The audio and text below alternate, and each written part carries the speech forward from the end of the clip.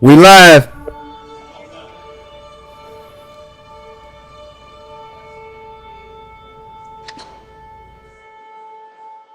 Just throw them up in there. Yeah, just throw them up in there. If you can't, get up back out there.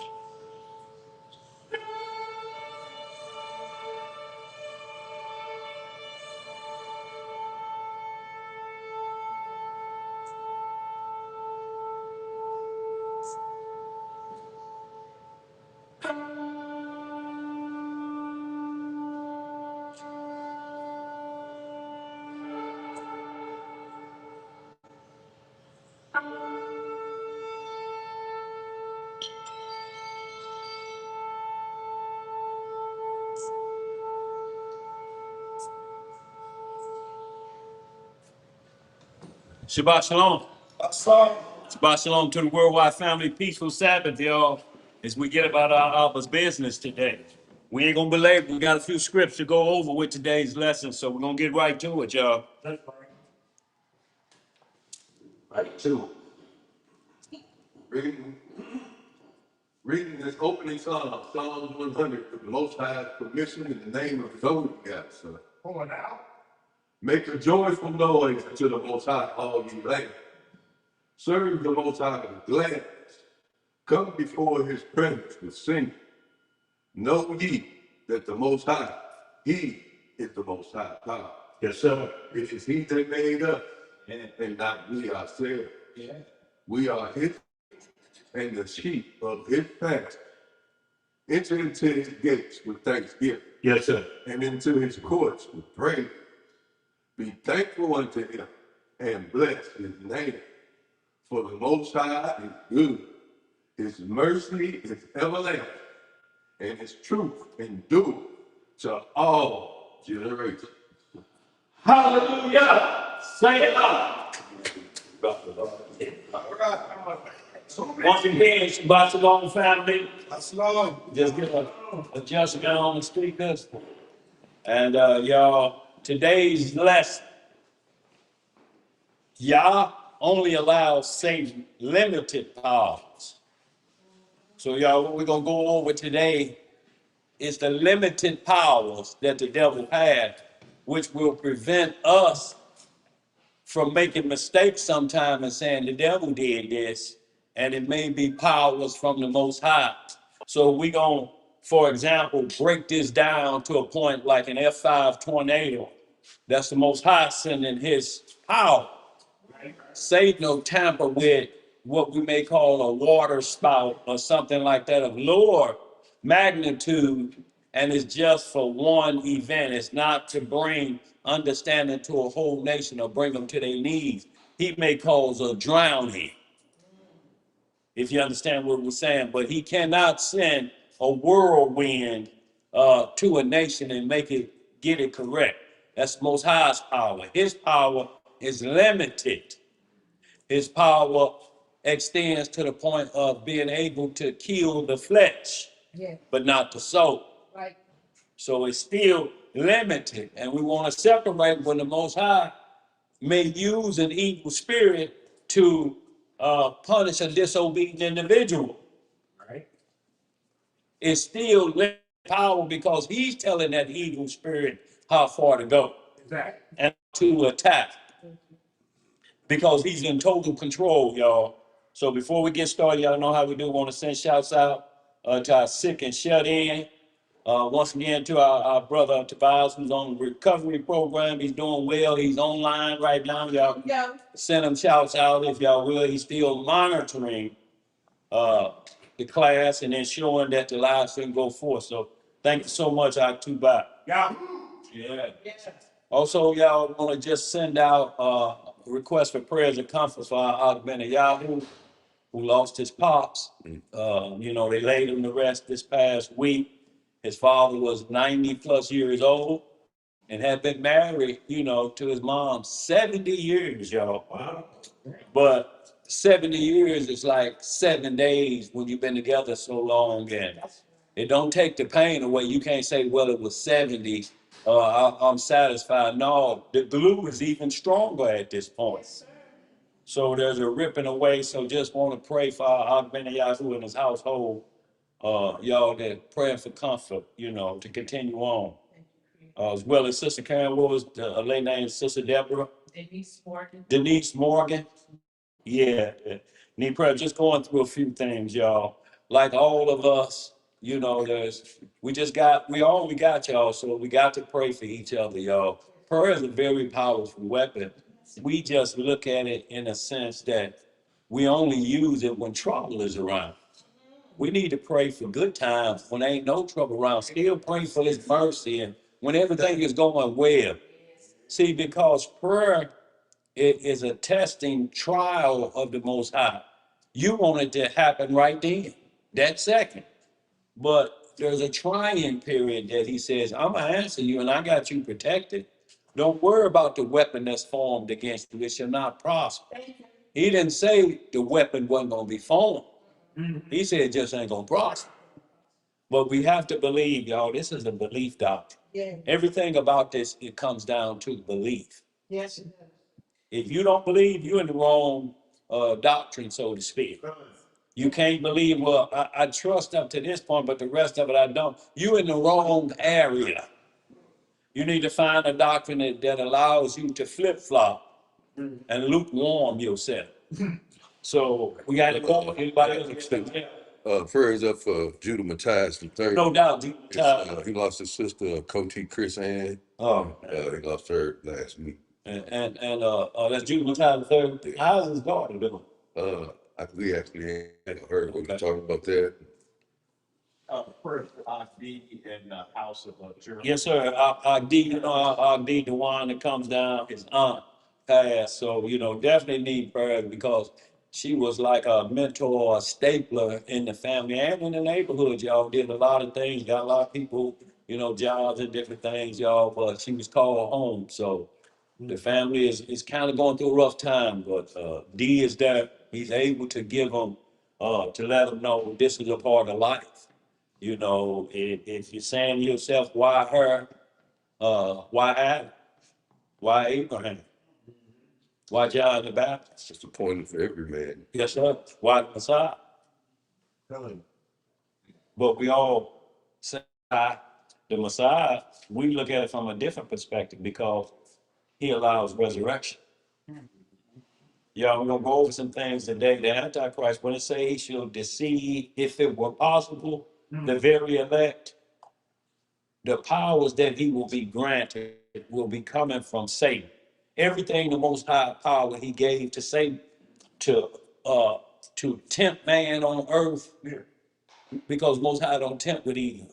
Most High can't be tempted with either evil, neither he tempted any man. Satan only tempts with evil. He'll try to use the scriptures to do that, but this is based off our study process. Satan ain't come no other way to ask you, how well do you know your Bible? How well? No, don't get on the phone and call nobody. How well do you know him? Because you can't call in your dreams. And he said, I like to visit these so-called saints in their dreams. I like to watch them tremble and kick the covers up to the ceiling fan, begging to wake up. So we have to get strengthened from that. Right. So with that, y'all, if we ain't got anything else, sis, you got anything? Prayers for time. Todd Shepard, no doubt, on lockdown. Yeah. Thank you, sister. We sure need it as well. Myself and my Yeah, everybody to y'all need. we sure need it. Right. So, y'all, today's lesson, once again, y'all only allow Satan limited powers. And y'all, those limited powers can kill the body, but not the soul. But that flesh is gonna die anyway, whether Satan didn't attack it or not. It's marked for death. Do you know if someone dies and they say, well, what did he die? He was healthy. He died of natural causes. What is natural causes? See it?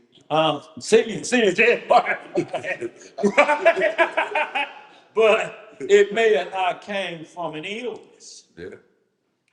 you know, so But that's where it originates. that's where it originated from, y'all. Death, it was not, man was created to be immortal.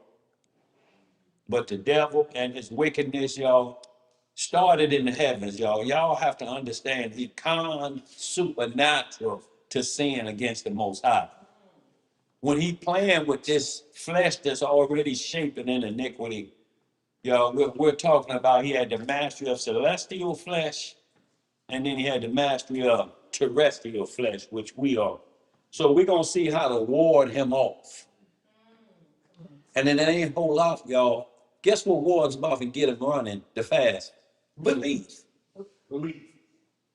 He hightails it when he know you believe. He leave you alone for a season though. He be back. He ain't gonna He wait for coming back. 3 months, hoping that 3 months of bills crawling up your rear end and trouble with your family members. When he come back after that season, he hold you the weekend out. We got any questions out there, y'all, before we get started? Yes, yes, he like, look, we have to laugh at it. The only reason we laugh because it's the truth. He gonna be back. But y'all, it's war. There's many battles in war. You may lose one or two, but you ain't lost the war. This is the spiritual battle we in. It's a spiritual battle, y'all. Once come back to flesh, so you will sin. Keep Yeah. God on your mind and don't let it in. Don't let it in. Stick with the Holy Ruach. Yes, sir. Huh? Stick with the Most High. Y'all heard that? Yeah. And that sounds pretty good. See how Zay could just, see, that's a gift, how you could just put lyrics together like that. No, look, nerd. Don't do that. Look, Don't look. do that. You know what I can do, though, nerd? The Woo-Hoo Man. Y'all know who that is? No. That's the lead singer for, well, he wasn't the lead singer. He was a background singer for Harold Melvin and the Blue Notes. You know that song? Miss Woo Woo Woo Woo. The first track. Nobody know what he talking about, do you? If you hadn't seen Harold Melvin, you wouldn't even know what to think. Y'all know that jam, boy. He starts it off, don't he? Woo, woo, woo, woo. That ain't it, no? Okay. A little higher. No, I can't go too high. But let's just get it, y'all. The first thing, his limited power. So we want to look up the definition of both words, limited and power. And y'all know how we get down on one and only high priest, Yeshua HaMashiach, locally known as Jesus the Christ. He's our one and only high priest after the order of Melchizedek. He brings forth the law to every male, female, rich, poor, free bond, Jew, and Gentile. So go ahead, y'all. We're going to get the definition of limited and power. Yes, sir. The name of the class today, Yah only allows Satan limited powers. He's got power. Don't get it twisted, y'all. Limited, confined within limits, Confined within limits. Restricted. offering faster service, especially by making a limited number of stops, characterized by enforceable limitations prescribed as by a constitution upon the scope of exercise of power. See, it's restriction. This is how far you can go. You can't cross this line, no matter what, y'all. So we have to be extra careful that we don't say the devil made us do something. He don't have power to make you do anything. He whispers doubt.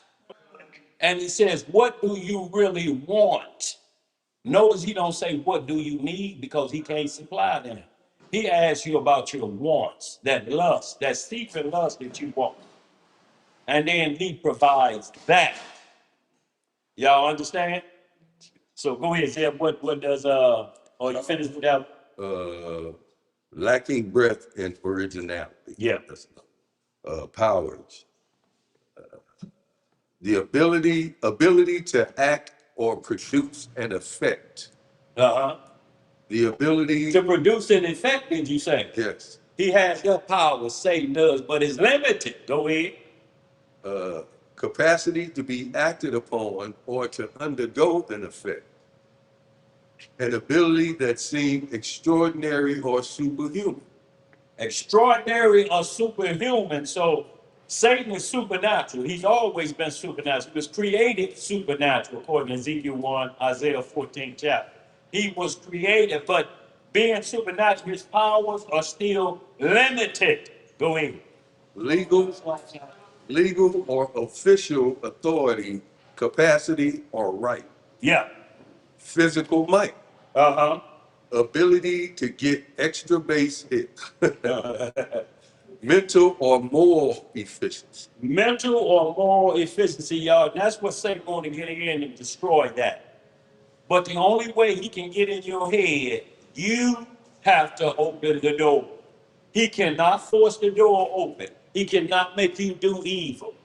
He makes your belief weak. So you give him what number 3 is: control, authority, or influence over others. See that control authority or influence over others. See, that's control authority that the Most High allows him to do. You can't go past it. You cannot touch Job's soul. If you do, you get right back. So the devil understands how far he can go. He just looks at it like, well, I got Adam and he was immoral. And this dead work ain't gonna be nothing for me. But y'all, when Adam was immortal, sin still lies at the door just like it does for us. Hey, Daniel. So ain't no difference Hey, Daniel. when sin is involved because it's transgression of the law for both supernatural, preternatural, and natural creations of the Most High. Daniel. With that, y'all, we're gonna go ahead and get started. Hey, Daniel, you got a question in the chat. We gotta have another monitor, kind of monitor. Too bad, if you see anything, let us know. There's a question in the chat. Lonely Savant. Question say, and this gonna cover that question also from last week, that they asked, can the devil control storms, y'all? Because another reason we're bringing this, not to cut you off too bad, is that people think there's a system called the HAARP system, that they can control the weather and create a hurricane. They don't have that power. Satan don't even have that power. How you gonna give it to NASA? Now, they're controlled by Satan, but they never would be able to do it on a mass scale like that.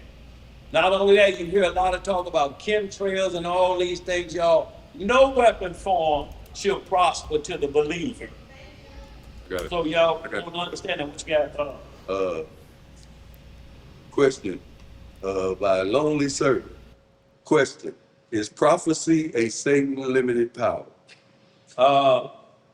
Is prophecy for Satan to prophesy? Is prophecy a Satan limited power? No, Satan has no power with prophecy. He only understands it and tries to trick you up. Like he knew about the virgin birth before it happened. So that's why he tried to have Herod kill all of the children 2 years and under his servant Herod, who killed John the Baptist. Yes. So, and killed all of the innocents. So his power of understanding of prophecy is to try to make it go left field. And the only way he can do that is if he gets a disobedient person that's part of that particular prophecy. For instance, like in Numbers 22 through 26 of Balaam, that King Balak and the one he told, look, do not go anywhere else. But the devil told him, keep wearing them down, keep wearing them down. And he said, don't spend the night, don't eat nothing there, do not stay in that city. But he offered him gold, stay for gold. No, stay for all these women. Stay for party. He didn't know. Finally, he kind of warmed down and said, look, if you just stay for this, I'll do it. But what did God tell him to do? Did he say, don't stay? So he just kept going till he got the want of that individual that he needed. And what he targeted is what you keep telling the Most High you want instead of what you need, then he brings that to you. So what we're going to do also, we're going to get to the book of Jasher, and you're going to truly understand it was never the Most High first. it said put Isaac on the altar.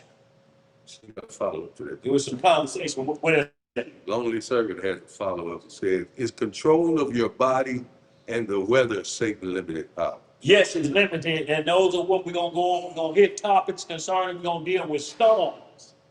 Both the Most High and the limited power of Satan. We're gonna also deal with what they call UFOs, but the Bible calls them IFOs. They're identifiable flying objects because they're identified in the Bible. But we're gonna show you the difference in how Satan is controlling others to have you believe that there's something called UFO. Look, it almost looked like a mirror image. It's still spaceship talk. It's how, and the Bible says it's gonna happen versus how Satan is saying it's gonna happen. The Most High said when he comes back, it's to destroy the nations who refuse to keep his law. They make it say that person ain't out for your well-being. That person coming to kill everybody on planet Earth. And he's driving a UFO there. Sometimes it crashed. Sometimes we had a mass there. We got some of his pilots on lockdown. It don't make sense to it, y'all.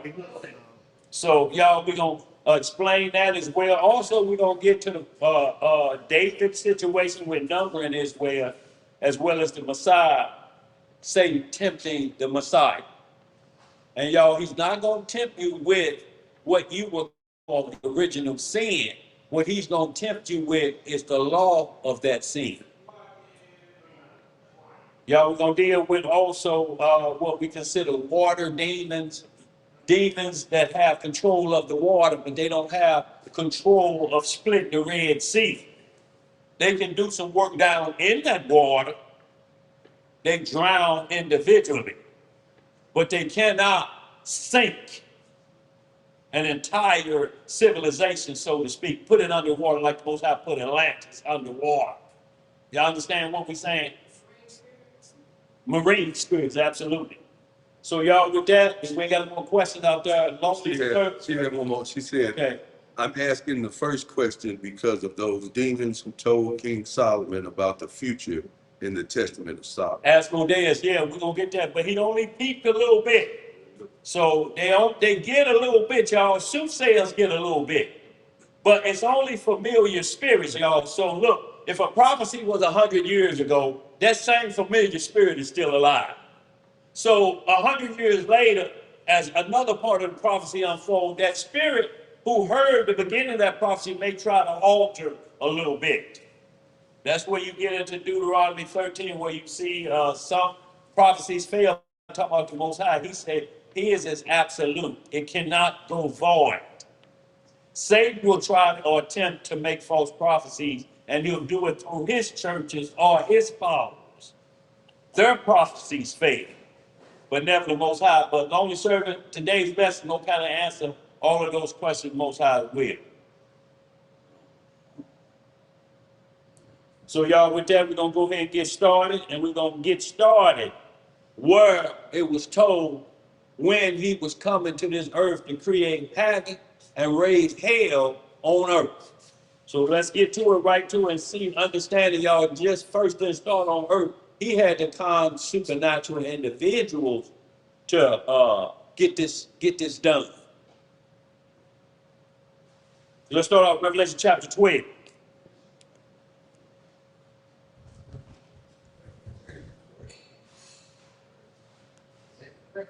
Revelation chapter 12. Yeah, we got to get the start of this war, y'all. This cannot turn into a smooth soliloquy doctrine, meaning that you pick it up. I think I'll just read me some Isaiah 25 today, my daily script every day. That you'll miss out on prophecy if you look at it like that, because you may be taking a part of a prophecy and don't understand. Y'all feel me on that? So you have to be extra careful with this, y'all. But we'll see that Satan's whole objective was those he conned in the heavens were disobedient. They weren't disobedient before he came to them. He just got next to them and told them, man, ain't y'all tired of this servitude stuff? Not only that, but we're going to have to serve the dirt man too. Forever. Michael, Uriel, Gabriel didn't have no problem with that. They knew what it was. They knew why they were created. But everybody has free will. From every angel down to every human being on earth has what's called free will. You can choose to do good or you can choose to do evil. But Satan don't make you do evil. He don't come up and say, if you don't do that evil, I'm gonna kill you. He tempts you with that evil. But guess what it is? It's what you like already. Y'all understand? If we will, before we get to that first script, Zeb, let's get a little bit of that James 1. Hey, what, James 1? Yeah, before we go to Revelation, just want to let you understand that Satan don't tempt anybody. It's a certain thing that causes us to be tempted.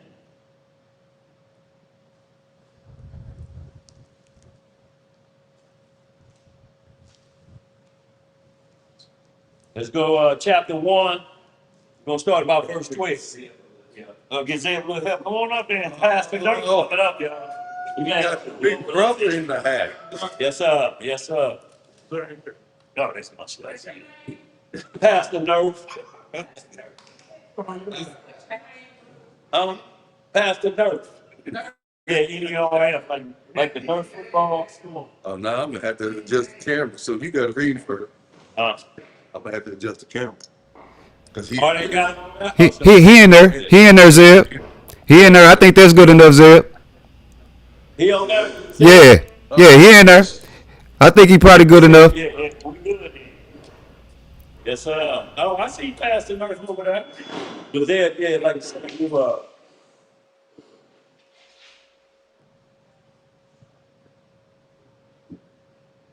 turn it off like yeah.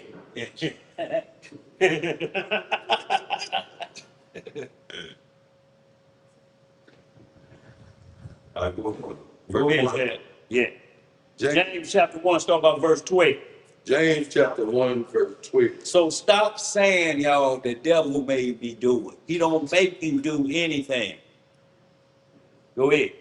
Blessed is the man that endureth temptation. What is he doing there? Endureth temptation. Uh-huh. For when he is tried, he shall receive the crown of life, which the Most High has promised to them that love him. See, the crown of life, y'all, is what we get. That's the man that endure temptation. You get the crown of life when you tell the devil, get going.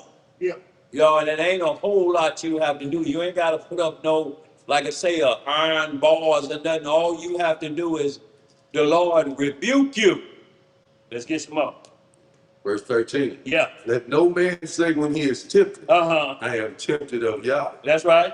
For Yah cannot be tempted with evil, neither tempt he any man. So that's why it's so important, the lesson we're going over today. It may appear that the Most High is tempting an individual, but he's not tempting that individual with evil. That individual has already got in the bed with evil.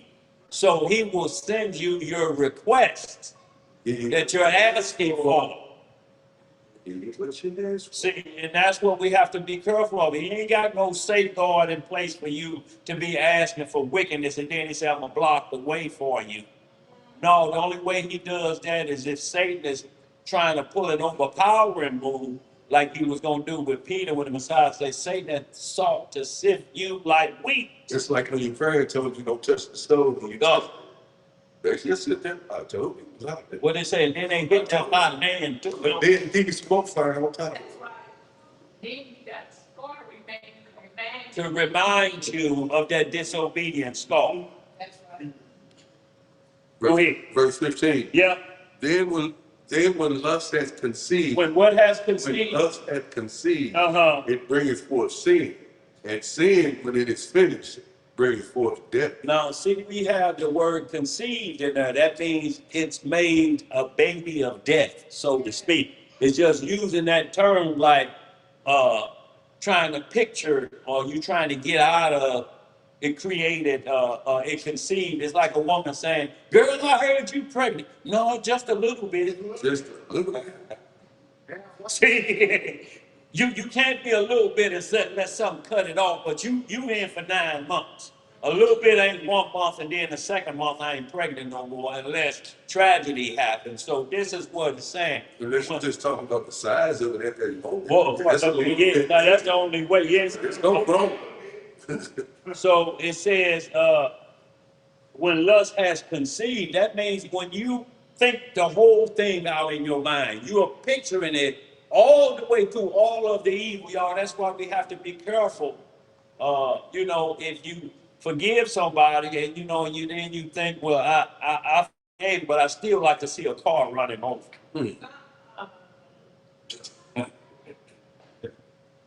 I'm satisfied, but I'd be most satisfied if I hear you mangled up. You're dealing deceitfully. Yeah, go ahead, bro. Verse 16. Yeah, Do not err, my beloved brethren. do not what? Do not err, my beloved brethren. Uh-huh, Every good gift and every perfect gift is from above uh-huh. and coming down from the Father of lights, with whom is no variableness, neither shadow of turning. So when the Most High promised something, he's saying it's good to go. You can count it done, consider it done when it comes from the Most High, when his gifts come down. But also what it can have come down is a curse on you for disobedience. And we're going to get into a little bit of that today. So if you will, let's get on right back in that Revelation 12. And we'll pick it right up about Verse 7. verse 7. Yes, sir. Revelation chapter 12, verse 7. And there was war in heaven. What was in heaven? War in heaven. Uh-huh. Michael and his angels fought against the dragon, and the dragon fought against his angels, and prevailed not. And what they do? Prevailed not. Uh-huh. Neither was their place found any more in heaven. So he's been thrown out, and his whole mission is trying to get back. He'll try to get back through NASA. He'll try to get back through a Tower of Babel. But what he wants to do is extend past the allowable level again. He wasn't allowed a certain level back then. Now he's trying to get past the level that got him throughout. And he's bringing in others to deceive to help them out with that program. And in the meantime, they lose their soul as well. Go ahead. Okay. Verse 9. Yeah. And the great dragon was cast out, and that old serpent called the devil and Satan Uh-huh. was deceived, which deceived the whole world. He was cast out into the earth, and his angels were cast out with him. See, and then when you say, like the white man is the devil, the white man wasn't around before the flood. The white man wasn't around in the heavens when this war was taking place. See, but when the scripture said that old devil, Satan been around, it's just his fallen name. He was titled Lucifer till he got too big for his underwear. No. But what no white man in the heavens? What in the heavens? Calling shots or causing destruction. No, when Satan fell, then he put rulers in place and asked them, will they serve him? Just like he tried to tempt the Messiah in Matthew 4, which we're going to go to. So you understand, if he started with the Messiah, what did he care about us? He started with an individual that never sinned ever in his existence, no guile out of his mouth, ever. And he starts with him. Y'all think he care about us? He like, I know what you did last night before you turned the alarm on. Let's get some money. Verse 10. Yeah. And I heard a loud voice saying in heaven, now has come salvation and strength and the kingdom of our God and the power of his Christ. Yeah. For the accuser of our brethren, What is he called? for the accuser of our brethren is cast down, which accused them before God day and night. So, you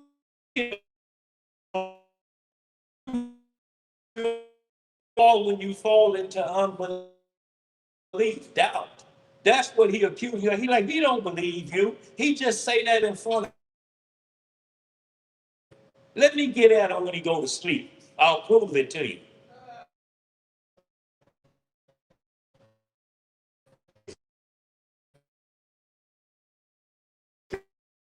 Came here, good land, Uh, and by work, right? and they love not.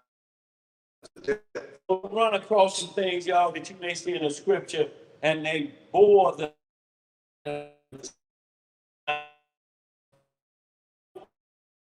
in the Bible. He don't tell you that. Go touch your head, touch your chest, go side to side. That ain't in there. So when you see the sign of the cross, Satan is a master imitator, y'all. So he have you thinking that this is a part of the Bible to do all this stuff. And then because they do it, and you see bury your cross in the Bible, you think that's what it means. That came from them. Them just checking to see if you really understand what bury your cross means. And when we get through with it, you're going to understand what you say you stand on and what you say you believe. That's the cross you're going to have to bear. Walking the walk, says you know what I'm talking about. Go eat. Verse 12. Yeah. Therefore rejoice, ye heavens, and ye that dwell in them. Uh-huh. Woe to the inhabitants of the earth and the sea, and of the sea. Uh-huh. For the devils come down unto you, having great wrath, What he got? having great wrath, Uh-huh. because he knoweth that he had but a short time. See, notice it said, therefore you in heaven that dwell in heaven. All those things. He said, look, y'all ain't got to worry about it no more. He can never extend back up to this level. Y'all good right now. The only thing he can do is question and accuse from a certain level in there. He'll get up in the first levels of heaven, what we call the atmosphere or outer space. You know, so that, but he can never run past, get to the third level of paradise, neither go back to where his position once was. So everybody in the heavens, because paradise is there on the third level. That's why he said, rejoice if you make it there, because he can't come up there and wake you up. You think you done got home free, don't you? Wake up from here. I got some more temptations I want to put on you. No, he's out from there. But it says, woe to who's there? To the inhabitants of the earth. That's what we had, ain't it? Go ahead. Verse 13. And when the dragon saw that he was cast unto the earth, he persecuted the woman which brought forth the man child. Uh-huh. And to the woman were given two wings of a great eagle, that she might fly unto the wilderness, unto her place, where she is nourished for a time, and times, and half a time, from the face of the serpent. So we jumped from the war in heaven to Eve, and now we already into the fix of this problem. The woman who bears the 12 children of Israel. That's the fix. But Revelations is starting from the war in heaven. It jumps to Adam and Eve, then it jumps past the flood, and now we're right up at the Messiah being born. That's how fast Revelations is moving. Because y'all, this is talking about supernatural time, and within that war time, y'all, it goes quick. If we saying time is short and ain't time flying by, think about it in supernatural now. Get some more. So one thing we Yes, ma'am. So that's why we can't say about any nation or I can say race who are at us, because at this time, it's kind of whoever you Anybody, any willing, disobedient individual on this earth, no matter what race he's from. And he'll start with Israel first because he got to wreck the household. We watch outsiders. He say, I got to get inside. See, he got inside in the heavens, got a third of the angels. He got inside of the paradise we on earth, the first Eden with Adam and Eve. He got in there. Y'all understand what we're saying? So we have to block his way in. And his way, and to block that is belief and obedience. That's the only way you can block it. Go ahead, Sid. The time frame, what you're reading now, the time frame goes back to what we were studying last week. One day is as 1,000 years. Absolutely, sis. Because we got to go back into that time slot, y'all. Y'all understand we have to go back into the time of the kingdom time, not of this earthly time, because it speeds up. In the summertime, you get more summer than winter. In the wintertime, you get so much darker that we're going back to supernatural, to where everything is in order and it's pleasant. It don't change. It don't flip around. This is what we get because of the sin of Adam and Eve. Let's get some up.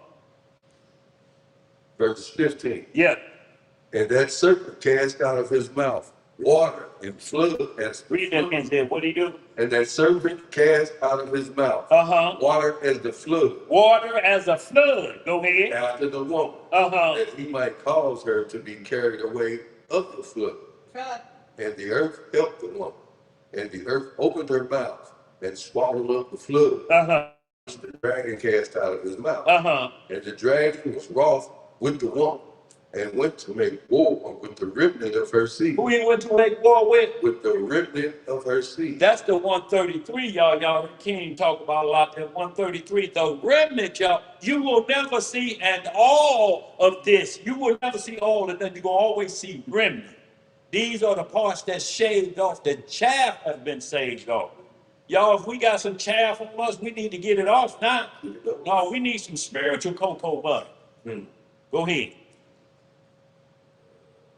Which keep the commandments of God. What they do, the Which remnant. keep the commandments of God. Uh-huh. And have the testimony of Jesus Christ. So once again, we see that you bury your cross. That's burying your cross, which keep the commandments and the testimony of the Messiah. That's the cross you bear, because it's a death sentence from Satan if he find out you bearing that cross. That's who he's attacking. He's not attacking nobody else. He knows John 3:13 through 18. He that denied the Messiah is condemned already. He's not worried about them. The only thing he has them do is continue in their unbelief. Go ahead, Imran. So that's where Ecclesiastes 1:34 comes in the old covenant, miracles, time of these things. That's what it is. The whole new man, because you're going to bring every secret thing in the word. See, some people, they get weak and they may go to the devil. You may never know. But the familiar spirits will tell on, like it told on Saul. The witch say, you King Saul. Did nobody tell her that? He like, yeah. He said, no, you killing witches. You trying to get me killed. No. I'm dressed like this. I just need to know why God won't talk to me no more. Because he don't like you. Boy, look, this how the devil do you, that the devil whispered to Saul, but look, he won't answer your phone, Saul, but Go you to can the back call door. it from mine. Come to the back door. What do you think the Most High, look, who phone you using, Saul, to talk to me? Let's get some more, y'all. Going down to, we see also in that he sent a storm, right, or flood after the woman, to try to kill the situation, y'all. So Satan could create what we call a flood, but it's not at the magnitude of when the whole world saved. This is an act of God. They would never say that about Satan. When they say it's an act of God, they start saying, get to safety. Bury yourself underground if you can. Grab some food. The Most High is coming. They'll try to water it down to Mother Nature. Nature don't do nothing like this. Ain't no woman out there eating butter sandwiches in the woods. You know, that's what all the commercials are having you believe. No, that's a little work. Mother Nature does no little bit of work but what she's allowed to do. And that may be just set this store on fire. That's about it. But they cannot do anything on a mass scale. Everything about nature is obedient to the Most High. So the question, I just want to, I'm sorry. No, go ahead, Imam, what you got? So you're saying it's the same type of thing as what you say, a flood is a torrent? Well, we're just talking about the magnitudes of it. Like tornadoes, they level from F1 to F5. F1 could be Satan led. F1 could be the heart system. You understand? It may knock some city lights out of East St. Louis, but don't knock them out in St. Louis. Y'all understand? Limited power. But when the Most High come down and you see the graph, it's saying it's going to destroy all of these counties. Take shelter for the next 200 miles. Take shelter. A storm is coming. It's a tornado. It's 6 miles wide and it's running 700 miles an hour. How do you outrun that? Where do you go to safety for that?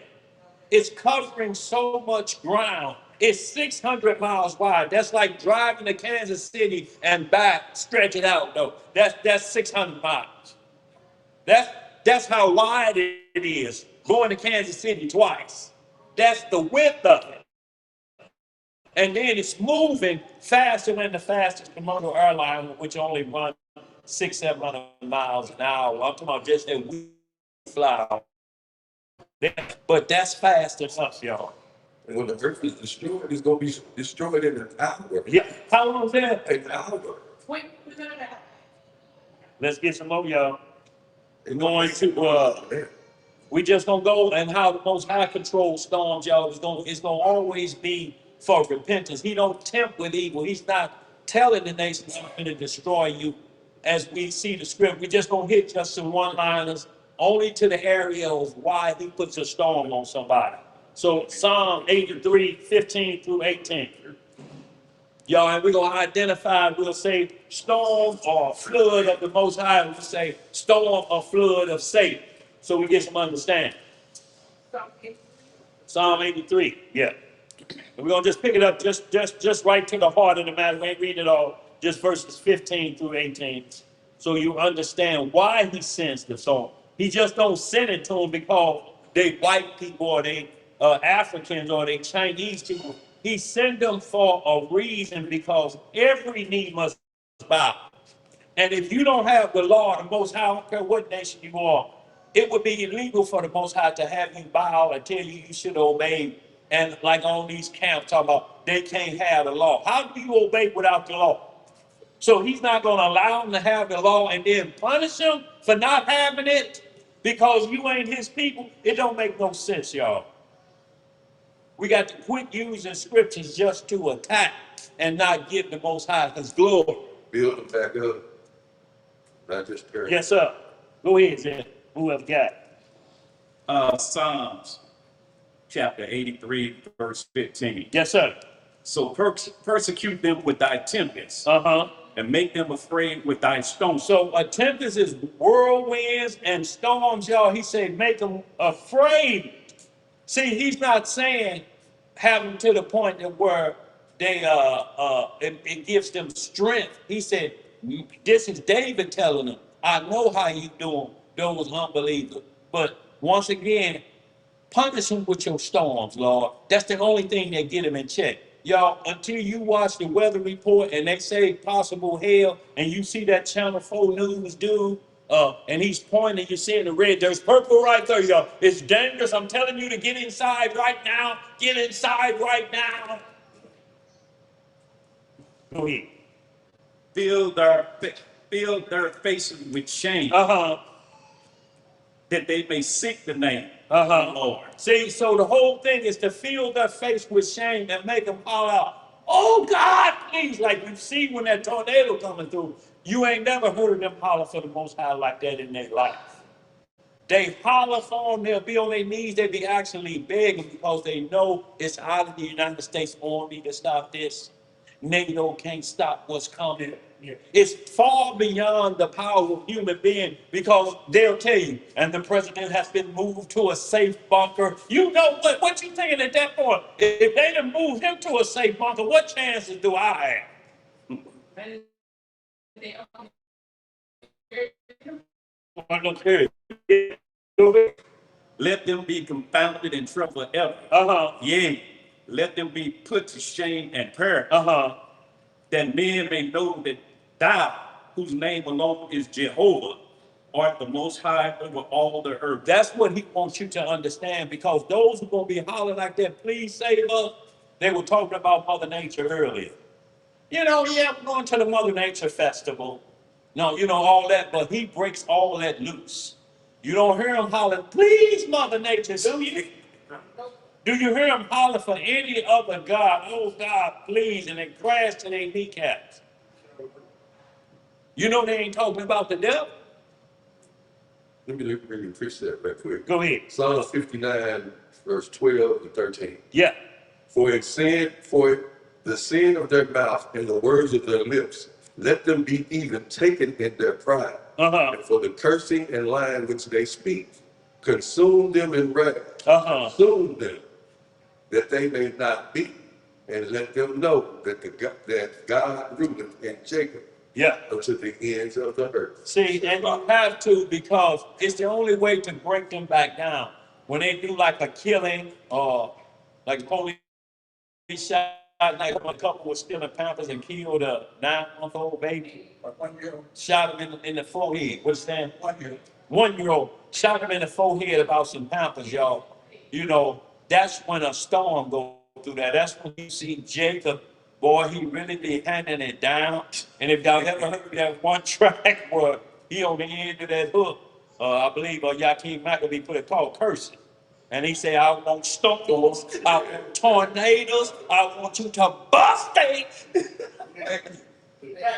I ain't gonna lie to you, I can't wait to wash my feet in the blood of the Lamb. If y'all ever heard it, this is like what David is saying in Psalm 83 right here. The same thing he's saying on that track. And that gets people's attention. You know what he's asking for, what I want you to do to them. Ain't gonna be no Mother Nature that be able to pull this off. Ain't gonna be no Wicca ceremony out in Tower Grove Park gonna be able to pull this off. Let's get some more. That's the end there. That's the end there. Let's get your next one real short. Sirach 39. And the Apocrypha. Verses 21, we may not read all of that, but 39 is just going to show his power again. Sirach, Ecclesiastes. Yeah, going to the chapter. Yeah, Ecclesiastes, chapter 39. 39, 39. Going to verse, we're going to pick it up about verse 21. See, because y'all look, when we go to these Ecclesiastes, these are statutes and judgments. See, this gives you the matter of what's taking place, and then it explains how to follow it or how the law came into place. Either the law broke or it was kept. But the law determines every situation in the Bible. So when you have doctrines that say the law is done away with, you can never come to an understanding because you don't have the rules there to help you understand what the matter is. Then judgment becomes your own. Sin becomes your own. And you start naming things, those are sin. But guess what? Normally when people name sins, it was just their bad behavior. But they're just throwing it out there wrong, you know, and not understanding what caused it. Something that's called disobedience or unbelief. Let's get some more. What verse we going to? Start verse 21. Sirach 39, 21.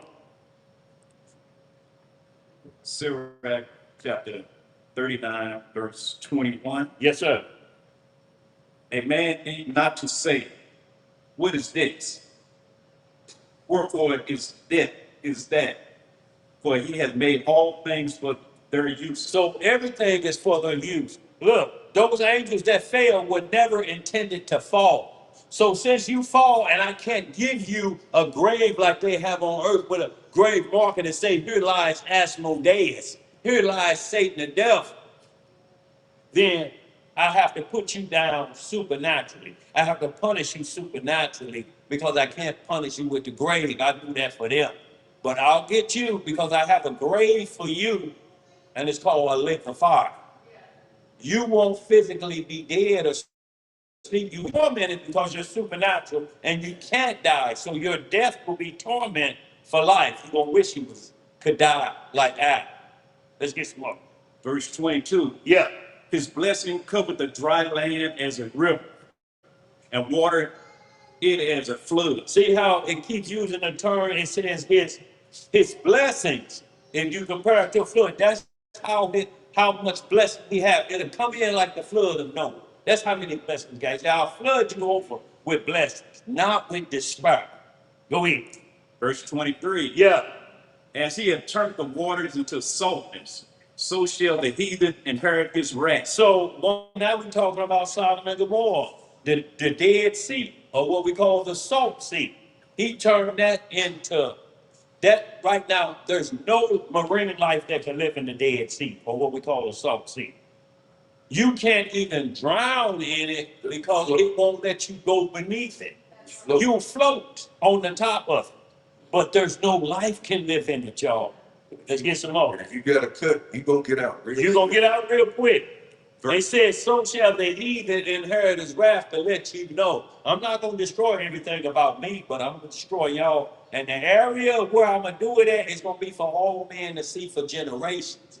Yo, the Salt Sea has been that way since Sodom and Gomorrah destroyed.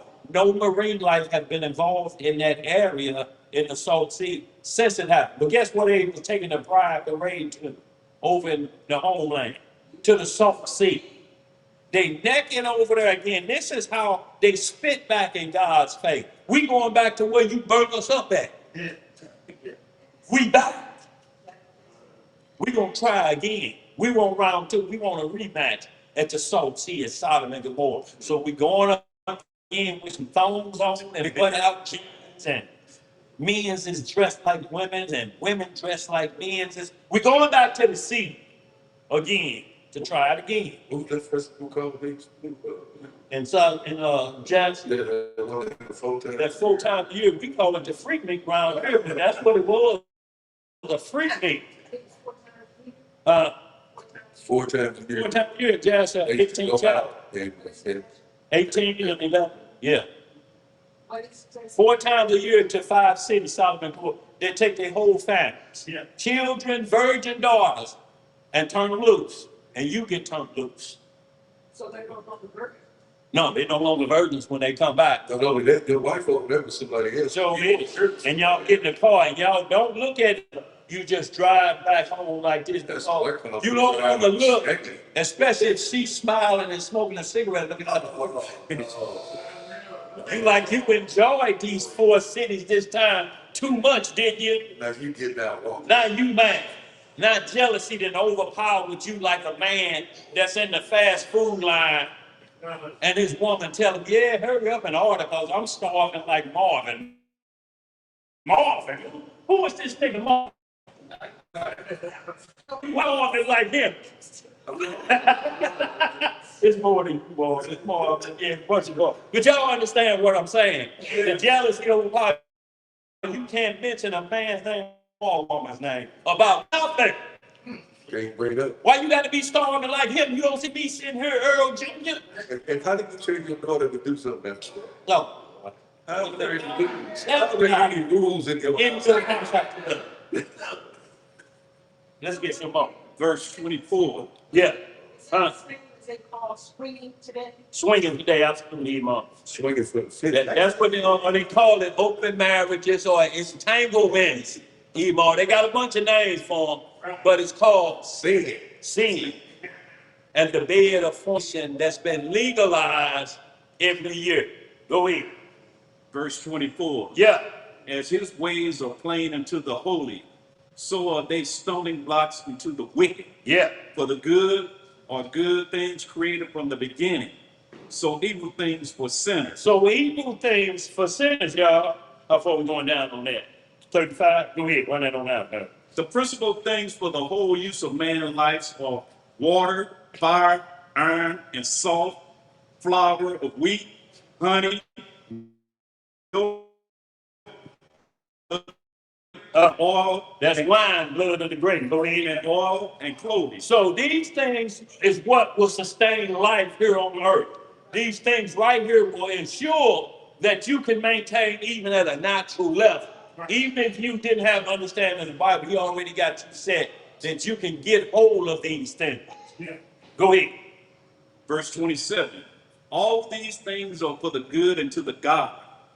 So to the sinner, they are turned into evil. So it's saying now all of these things are turned into evil for the sinner. It's still oil, it's still wine, but it's turned into problems for them. Instead of good blessing, it turns to problem. Because they may have got it through ill-gotten gain. They may have got it through deception. What's that, Imam? See, It's seed. That's what we're talking about. That's what he's saying.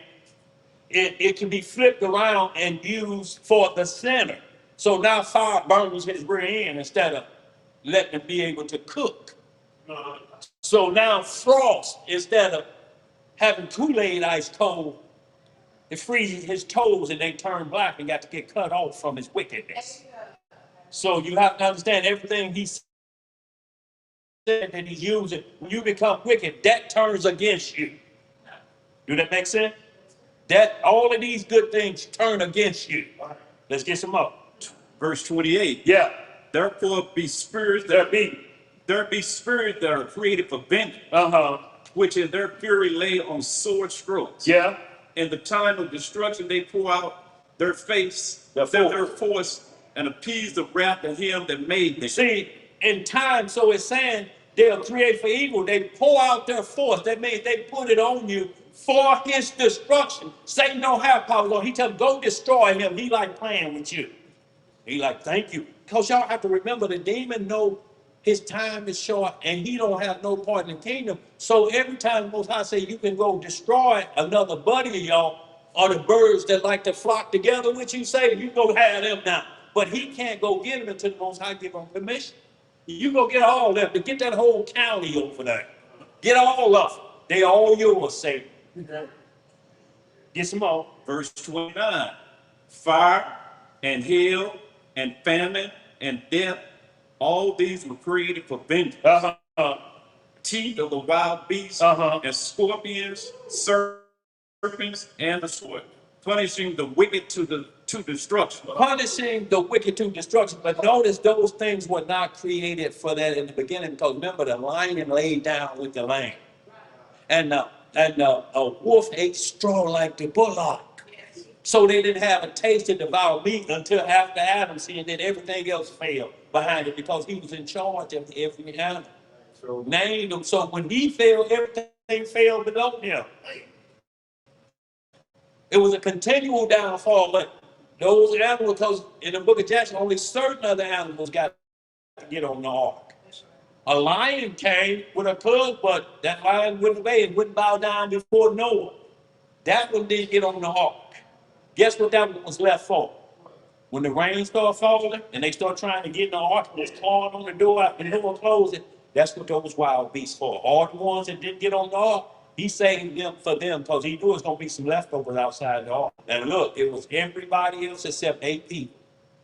In the book of Enoch, it says 700,000 people on the earth at the time of the flood. So 700,000 minus 8. All minus the ones that were taken away that the Most High didn't want to see and let them see the wrath. But all of those except them animals got at all of them. Go ahead, girl. so those were the ones, those are the ones that were disobedient.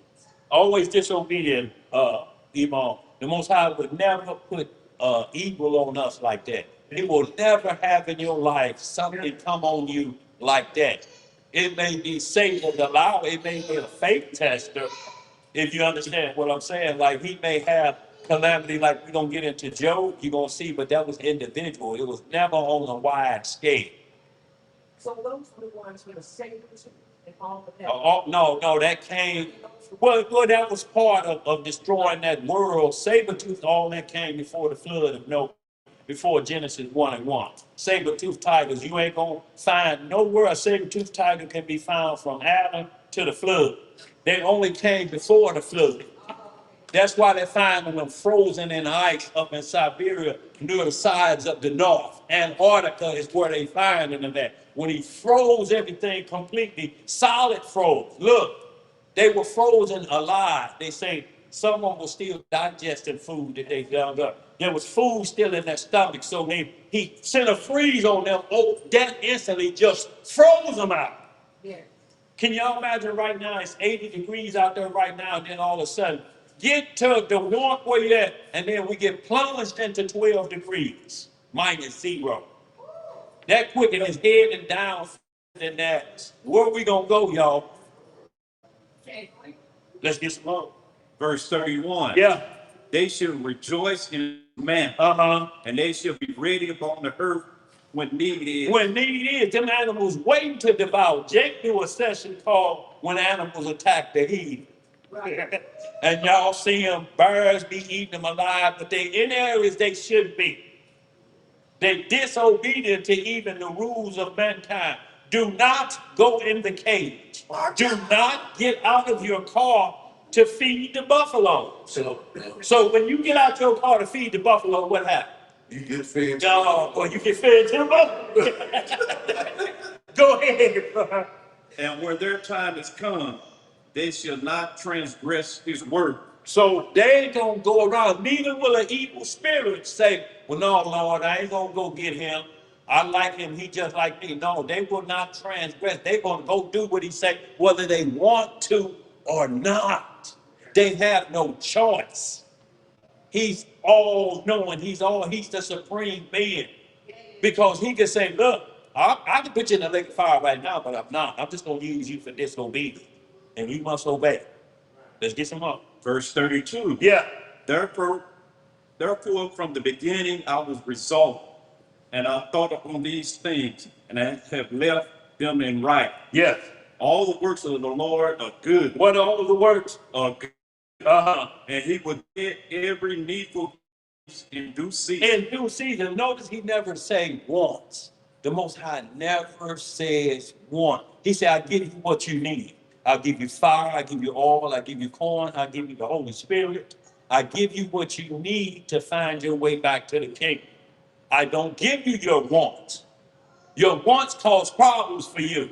Give us a king, Zan, because it's problems. Then we want a king like the other nations. He said, okay, I got a king for y'all. That's what he gonna do. Go ahead. Verse 34. So that a man cannot say, this is worse than that. For in the time they shall all be well approved. And therefore praise ye the Lord with the whole heart and mouth, and bless the name of the Lord. See, notice it said the whole heart and the mouth. Your entire mental game and your mouth can testify of where your heart is. You have to have your whole heart in this. And your testimony and judgment, they ain't gonna fix it. Because if you let a vow come out of your mouth, Lord, I swear, if you do this for me, I will do that. And then you don't do it, these things for vengeance coming for you. Ain't no other way around. You done made a vow. And what the demons and Satan say, come on, Lord, you know what your rules say. Don't make a vow you can't keep. He's already backing out of his vow. What you gonna do about it? If that servant ain't said, Lord, have mercy on me, the devil is stronger than I thought he was. Please have mercy on me. Like he was telling Job, Job only do that because you got that hedge around. Take that hedge and see if he be hospitable to me.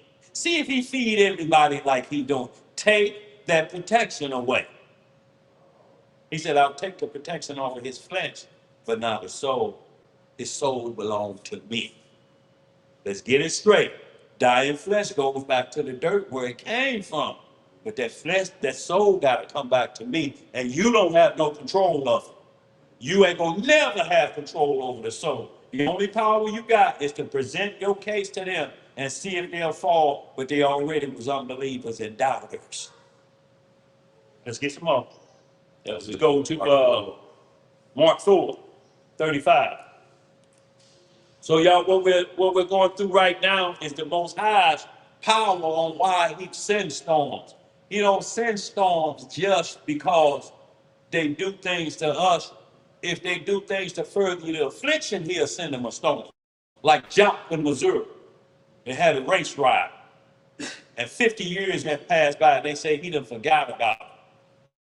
He didn't forget about it. He sent that F5 through Joplin. How long was that? 10 years ago? That was 15. That was the year I came back. Boy, send that storm through there and shut Joplin completely down, y'all. I'm talking everything was gone. When they say 99% of the city was destroyed, yeah. See, but what the news be careful of, we can't say it was about the race war. And they will find out all they have to do is call on them, all our cities to be shut down. Just like Pharaoh was. I was hearing it, just drove through there going back to California. Well, you got through that just a A nigga. week before. Let's get it, y'all. Mark 4:35. Mark chapter 4, verse 35. And the same day, How y'all looking over there? Y'all good? Go ahead. and the same day, when the even was come, he said unto them, let us pass over into the other side. And when they had sent away the multitude, they took him even as he was in the ship. There were also with him other little ships. Uh-huh. And there arose a great storm of wind, What rose, nerd? a great storm of wind, Uh-huh. and the waves beat into the ship, Uh-huh. so that it was now full. So y'all see how this is attacking just one ship? Y'all understand this? Just one ship is being attacked. Go ahead. And he was in the hinder part of the ship, asleep on a pillow. And they awake him and say unto him, Master, carest thou not that we perish? So he's in what you call that little hole area is almost like you know how Mike, you know how tractor trailers have that part behind the seats where you go to sleep back there and everything. A ship had that quarter, so to speak, sleeping quarters in the ship or rest quarters. This what the Messiah was while a storm arose and was beating on that ship, and he was in the sleep quarters chilling. The disciples panicking now. Go ahead, what else it say now? Verse 39. Yeah. And he arose and rebuked the wind, What you need to? rebuked the wind, Uh-huh. and said unto the sea, Peace, be still. Uh-huh. And the wind ceased, and there was a calm. Uh-huh. And he said unto them, Why are ye so fearful? How is it that ye have no faith? How is it that you have no faith? You got the resurrector here on the ship with you and y'all scared? What are you scared of? I'm here with y'all. Y'all done seen your devil run off. Y'all seen me run all his minions off. What are now y'all scared of the storm? So you think the Most High gonna put evil on y'all and put me down? I'm on this ship with y'all. That's why they asked him, should we fast and pray like John disciple? He said, no. He said, the bridegroom is here right now. If I wasn't here, then y'all fast and pray. But I'm here, I'll answer. I'll do anything for y'all right now. I'm here now. There's no need to fast and pray. I'm right here. Why you gonna go and do that? And I'm right in your face. Just ask me. Like the Roman soldier said. I got a lot of people under me. Please don't come to my house. It'll kind of embarrass me that I got certain. He said, just say the word. And he said he got more faith than all of Israel right here. And the man went home. He said in that same hour, his daughter was sitting up playing with her Barbie dolls and Easy Bake Oven when he got home. That gone just by him just saying it, y'all. That's all the faith we have to have. Let's get some more. Verse 41. Yeah. And they feared exceedingly and said one to another, Uh-huh. What manner of man is this, Uh-huh. that even the wind and the sea obey him? That even the wind and the sea obey him. Now that was probably a whirlwind drummed up by Satan because he rebuked it. So it wasn't from the Father. You don't rebuke what's sent from the Father, do you? And it wasn't from him. It was so Satan stirred it up to see what they was gonna do. Just like you got Peter, when Peter saw him walking on the water, they say it's a ghost. He said, no, y'all, it's just me. And then Peter looked, he said, Lord, bid me to come to thee. He said, come on, Pete. He started walking, and the devil whispered to him real quick, you know you can't walk on water unless it's frozen. And the flesh took over and it started sinking. That quick, faith was lost. He had to go just grab his hand and lift him up. Oh, Pete, man, please. Clay and water don't mix. Yeah, what is it, clay and water don't mix? Go ahead. Yes, sir. So where we at now? We finished that now? Yeah, that was it. Okay, y'all, let's get right to the next one. Deuteronomy 28 and 24. Y'all, there's something very important here, y'all, about shaking the dust from your feet. Because when the Most High deals with dust, y'all, everything he used. Like he used dust to form Adam's outer being around his soul. He shall also use dust to punish us. Like dust was good for Adam. Now dust is working us over during certain time, famine time. Get that Deuteronomy 28:24. Deuteronomy chapter 28, verse 24.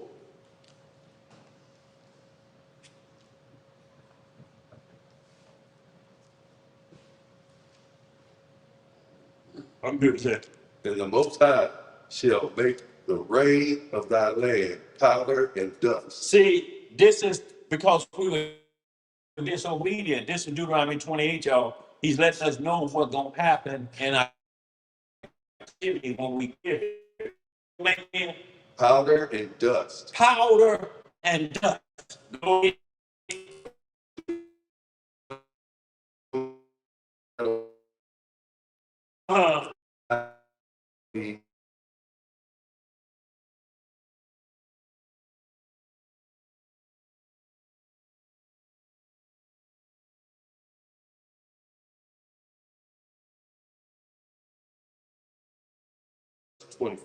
Verse 25. I'm going to read it again.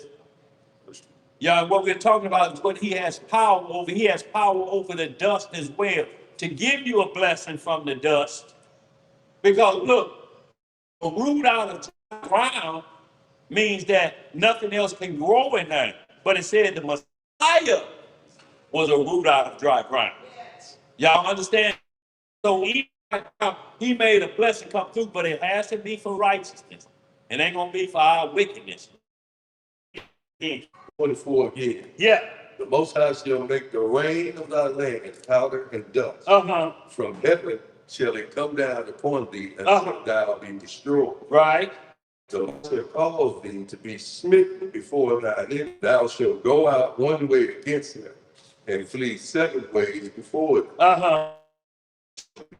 Unto all kingdoms of the earth. So that's what happened to us in that's Deuteronomy. We read that a lot, y'all. Not only to prove that we Israel, but to read that to prove what we did so bad for him to do that. Deuteronomy 28, 1 through 15, or 1 through 14, if you obey, all these blessings come. But verse 15 to 68, if you don't, I'm gonna put my elements on y'all.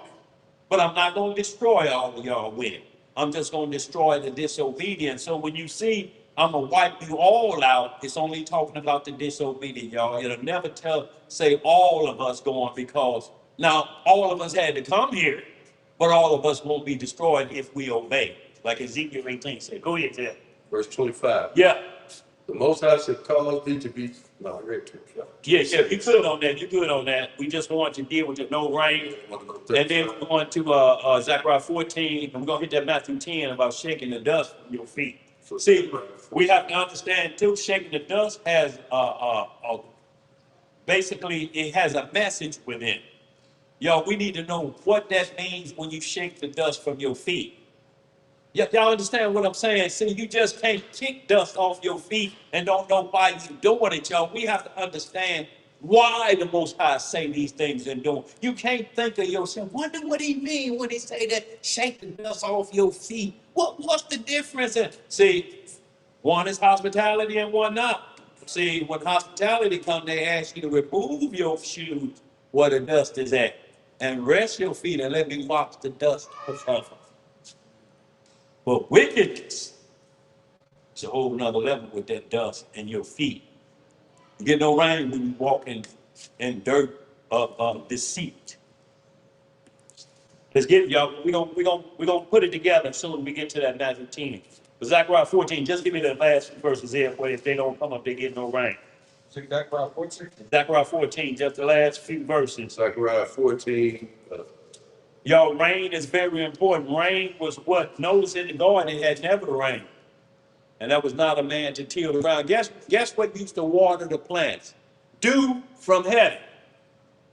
That's all it took to water the plants in the kingdoms. Y'all know like how it's been raining and we wake up and the sun is out, but you go out and feel the grass, that dew, Yeah. that's enough to keep the grass green. That dew right there is enough to keep your tomatoes and apples, whatever you got planting outside. That dew is enough to keep them well favored. If we were to run out of water, the dew of heaven. Let's get some more. Zechariah chapter 14, verse 16. Uh-huh. And it shall come to pass that everyone that is left of all the nations which came against Jerusalem shall even go up from year to year to worship the King, the Lord of hosts, and to keep the Feast of Tabernacles. See what it say? All of the nations that came up against y'all, the remnant of those nations. Is people gonna say, no, y'all, them the Lord's people. We ain't going with you to fight them. Them the Lord's people. So if they don't come up, because look, they have to participate in the Feast of Tabernacles. Can't no wickedness feast in the Feast of Tabernacles, y'all understand?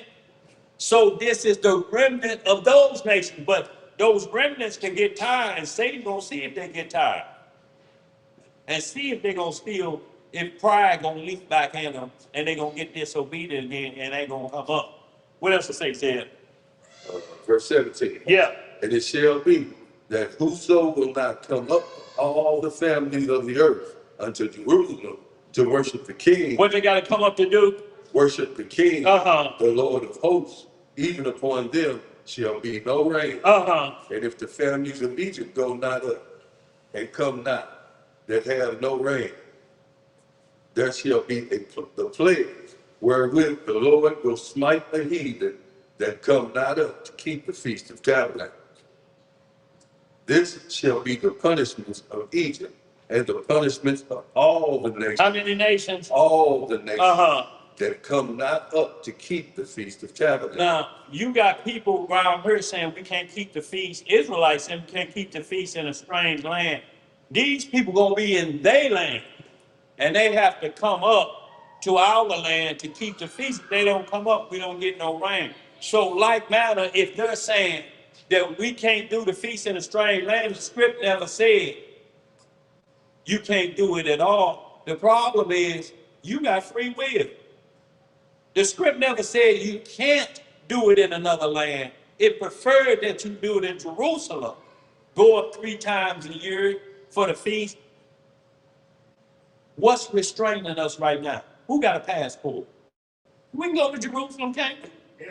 We can go and keep the feast, can't we? So why do we listen to individuals and tell you can't keep the feast? If you got a little money, you can still keep it in Jerusalem. It ain't cut off. And Deuteronomy tell you, look, if the way is too far, just package it up and send the money. Send the wine, whatever you're going to send for the feast. It ain't too far off. You still can participate where you at. Or if you got some paper, what would stop any of us if we got to hold to the little change from going to Jerusalem to keep a feast day? What would stop us? Is there anywhere in the Bible say you can't, even if you got some money, go back, leave your land in captivity and go back there? Guess what? You can, because Jerusalem is captivity for us. It's controlled by somebody else. All the Israelites that's in Jerusalem is in captivity. You don't think Agdad, Emo, Yisrael, and Emo, Naomi ain't in captivity? They can't move. They don't control Jerusalem. The government is making the decisions over there, so they still in captivity. That's why I say, if you be in Judea at the second coming, flee where? That means you have to run away from the powers that's controlling Jerusalem right now, because the king ain't sitting on the throne. Y'all understand what I'm saying? Let's get some more. We got a question in the chat. What it say? Angel Wise 3260 says, Shalom, my family. Why people say they sell their souls to the devil? Don't our souls belong to Yahweh? Absolutely, but that's another trick of the devil. What you're selling is your image. You see, we're made in the image of the Most High. That's the only thing you're selling is we supposed to be the lawgivers. So when you sell that, they take that and they say, well, especially if you're a woman, and then they take that and you're doing wicked things. You know what I'm saying? Be careful out there. Right. So in like manner, you sell your image. That's all you're selling. You can't sell your soul. It's not for sale. You sell your image and your likeness. That's the only thing that's in the contract. Your image and your likeness. Now, we may put your image on the front of a Pride magazine. What can you do about it? Can't say nothing. Ain't nothing you can say. When artists sell their catalog, They're selling their image of music. So now we can play that music, your music, at a pride parade. And you see two men twerking butt to butt, going down low, coming up high, off of your record. Ain't nothing you can do about it. You already been paid for. Boy, look here. Man parts everywhere and they just climb off your chains. Just call rising up to play. Don't let it rise up to play off of your song. Go ahead. Over here. We finished that. Finished that.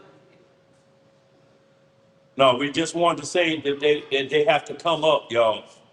Now because we're talking about no rain, y'all.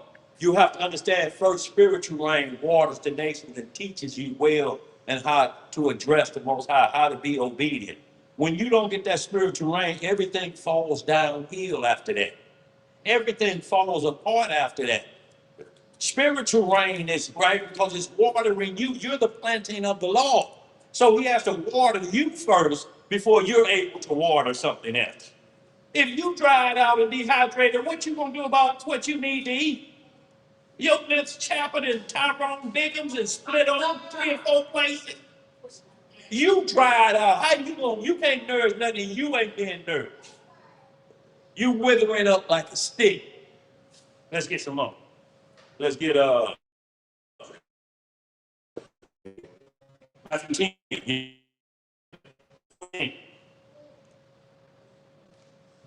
And y'all, once again, we just showing who has power over rain, first spiritual rain, then earthly rain. Y'all, because a famine is coming of the word before the famine of food. They're going to take the Bible and keep the food.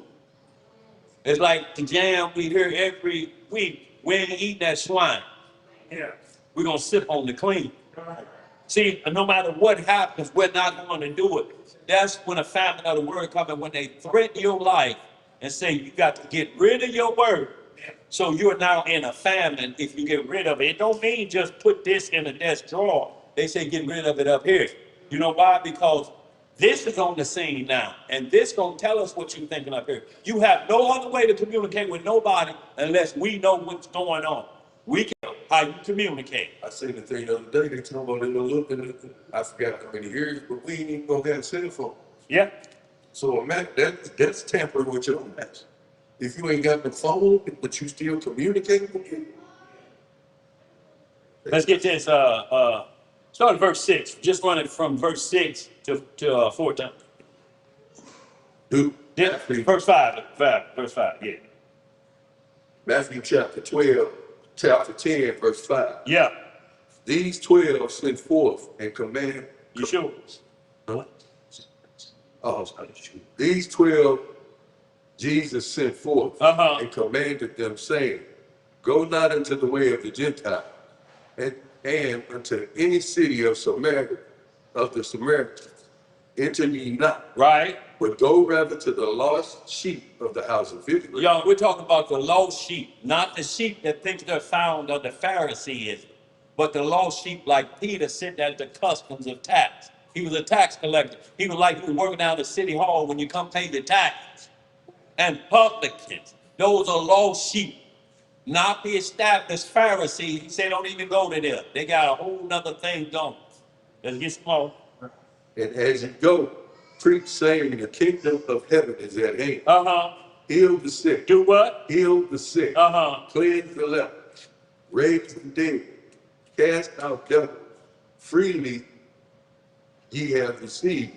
Freely give. Yes, sir. Provide neither gold nor silver nor brass in your person, nor scrip for your journey. Neither 2 coats, neither shoes, nor yet staves. For the workman is worthy of his meat. Now, notice everything was plural. Shoes, more than one pair. Don't take more than one pair. Script, everything he's saying is plural. You don't need a backup like that. I got y'all. I had y'all in the hood. Remember you wore clothes and shoes for 40 years? I got y'all. This all y'all need to take with you. Don't double up. Go ahead. And unto whatsoever city or town ye shall enter, inquire who in it is worthy, and there abide till ye go there. So what it said, when you get to this city, you got to ask people who in here down with the Lord, who down with the order of Melchizedek and the King Messiah in that city. Someone say, "Oh, it's a guy over there. You know, he down with that." And y'all, strange as this may sound, usually somebody, a few of us, oh, Sister Deborah back there can give credence to this. Sometimes when people know it's in your soul and you're really searching for your soul, they can be of another denomination. We've had multiple Muslims tell us, this ain't what you want, what we practice. What you want is some guys on the radio. They call themselves Hebrews, this Jacob dude. You can go to them. They got what you need. Ain't that somehow how they would do that? And that happens all the time, y'all, because a lot of people into it just for religion. They ain't in it that deep. But when they know you trying to care about your soul, because you got certain things, you doing certain things, but then they say, you talking about your soul, you won't understand the look. It's some boys down there. They down there on this street. Says what they tell you, we gonna grain in the Lord. The most They down here grain in the Most Lord. High uses everything. Yeah. He used them to deliver. That's what we're talking about.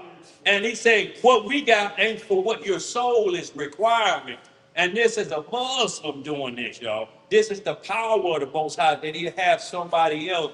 Because they try to convert them. They're like, well, you know what we do,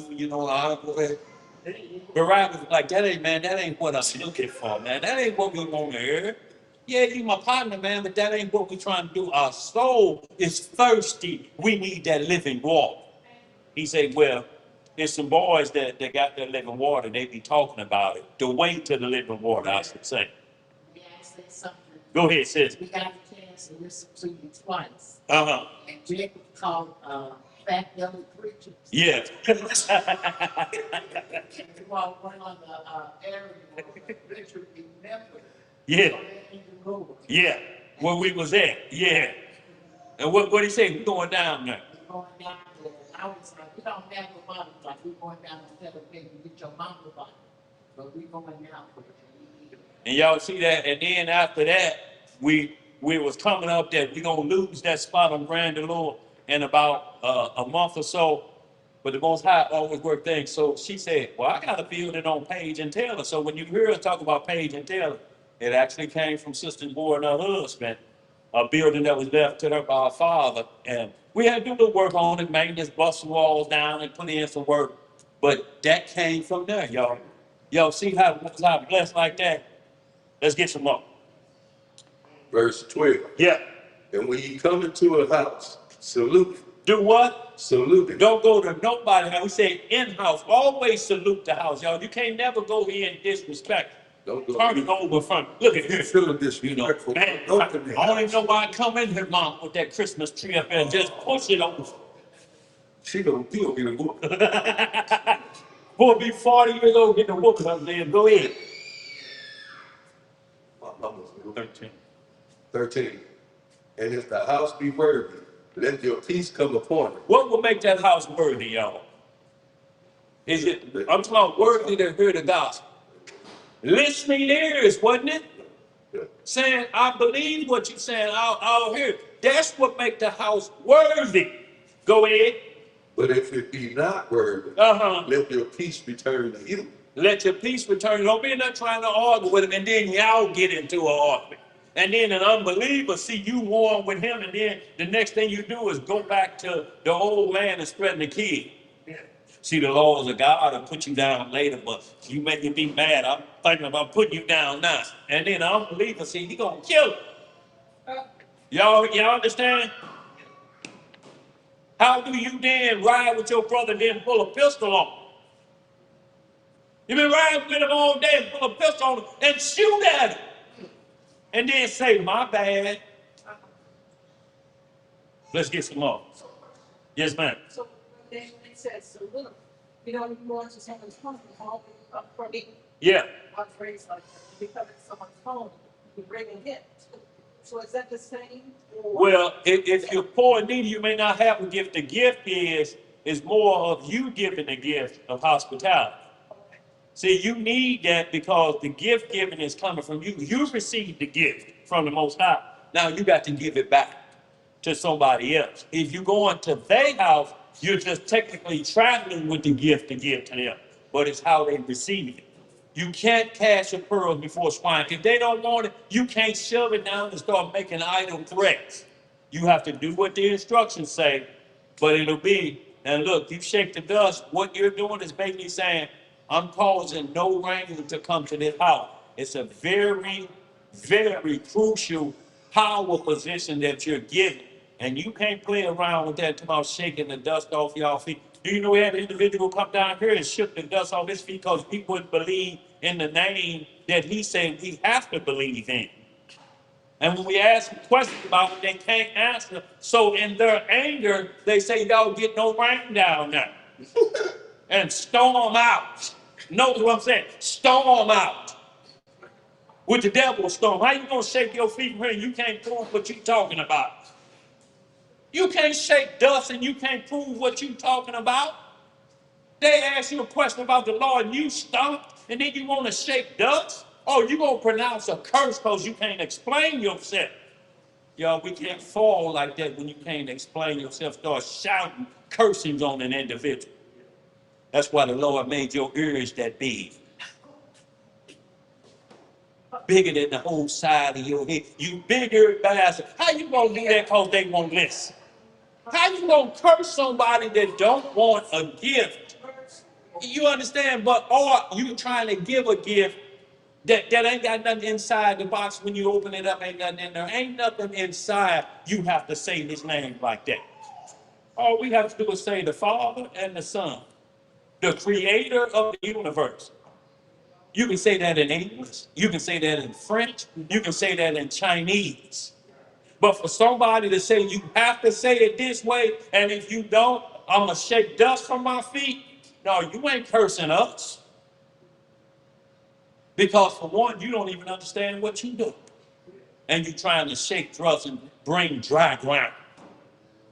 No weapon formed against us shall prosper. It'll try, but it ain't going nowhere. Let's get some more. Corinthians 14. Go ahead. And whosoever shall not receive you nor hear the word, Uh-huh. when ye depart out of that house or city, shake off the dust from your feet. See, then they get no rain because it's just like the Zechariah 14 we just read.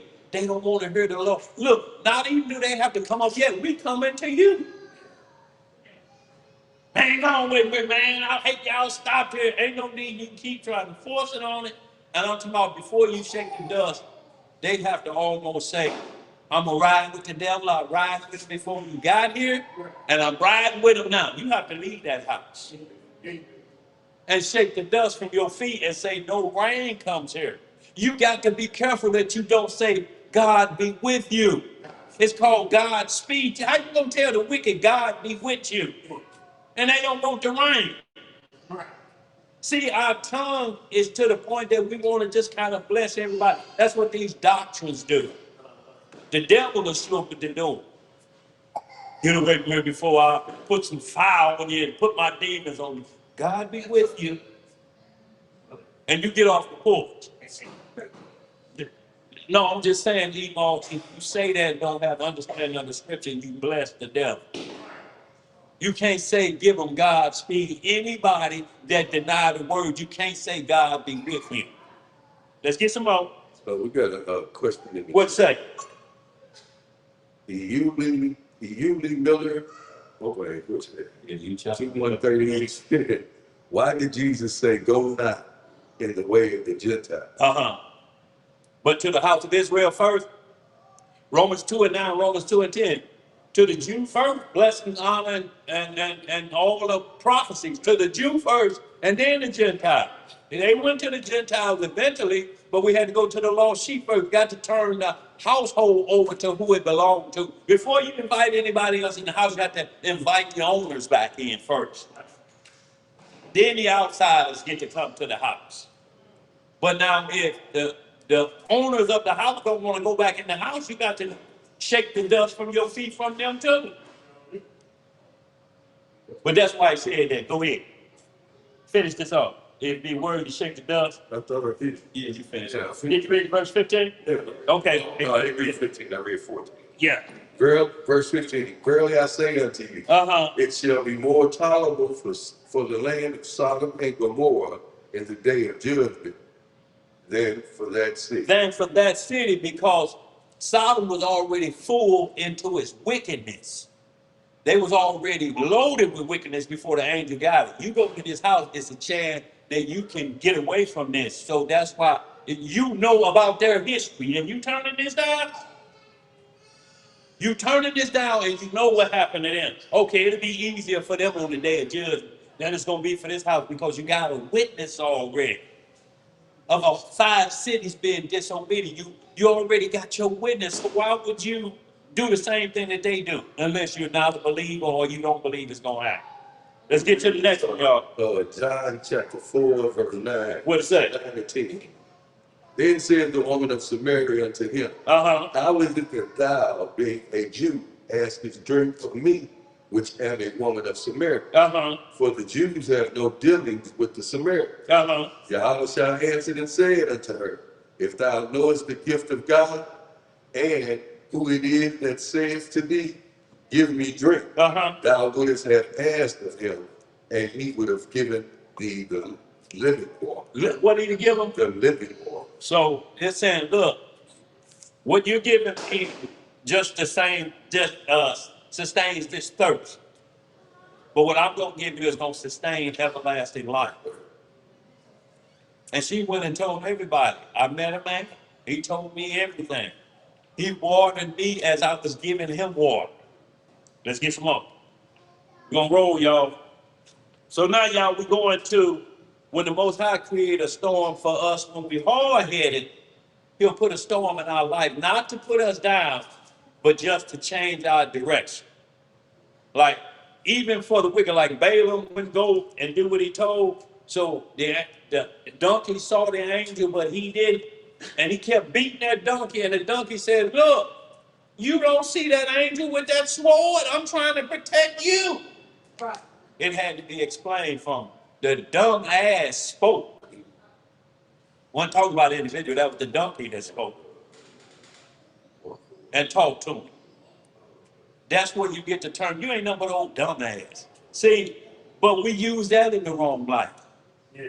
What that dumbass did saved his life. Say, But we turn it around and use it a different way. Get your dumb ass out of here.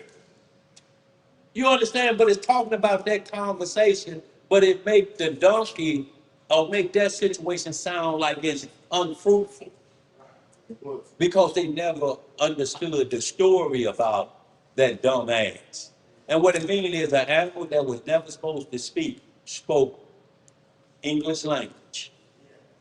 Man, how can an animal speak English? I'll bring a parrot in here and he'll speak every language. We have 30 different nations up in here, and it'll speak every one of these languages in there perfectly, and it'll be a bird. exactly. You know, parents have had police waiting outside the doors, and somebody left the TV on and he's mocking it. I'll kill all of you. All of you gonna die today. That's just a bird, and the police SWAT out there. And they kick the door in, and it's just a bird watching TV. That bird can speak language more fluent than some people from Mississippi. What you got, Emo? What, here's what you just said. Before Mr. and I got married, I was was here. And I had birds. They thought I was at home. Uh-huh. Because every time I would go grab, say hallelujah. Yeah. Hallelujah. And I would say hallelujah and glory be to the Most High. Do you know they thought I was in the apartment praying? Because they kept hearing this voice saying, hallelujah, hallelujah, glory to the King. They thought it was me. Because they mimicking you perfect. And it was perfectly English. That's what we're talking about, y'all. So talking animals or birds ain't never been new in the Bible. We have full proof right now. We can go to any pet store right now and just go say, where your parrot section at? And tell it to repeat what you're saying. You'll be stunned how then a Chinese will go in, or Arab will go in, and he'll speak in their language. Y'all, that just let us know the power of the Most High. Yes. Let's get some more. And then last, Uh-huh.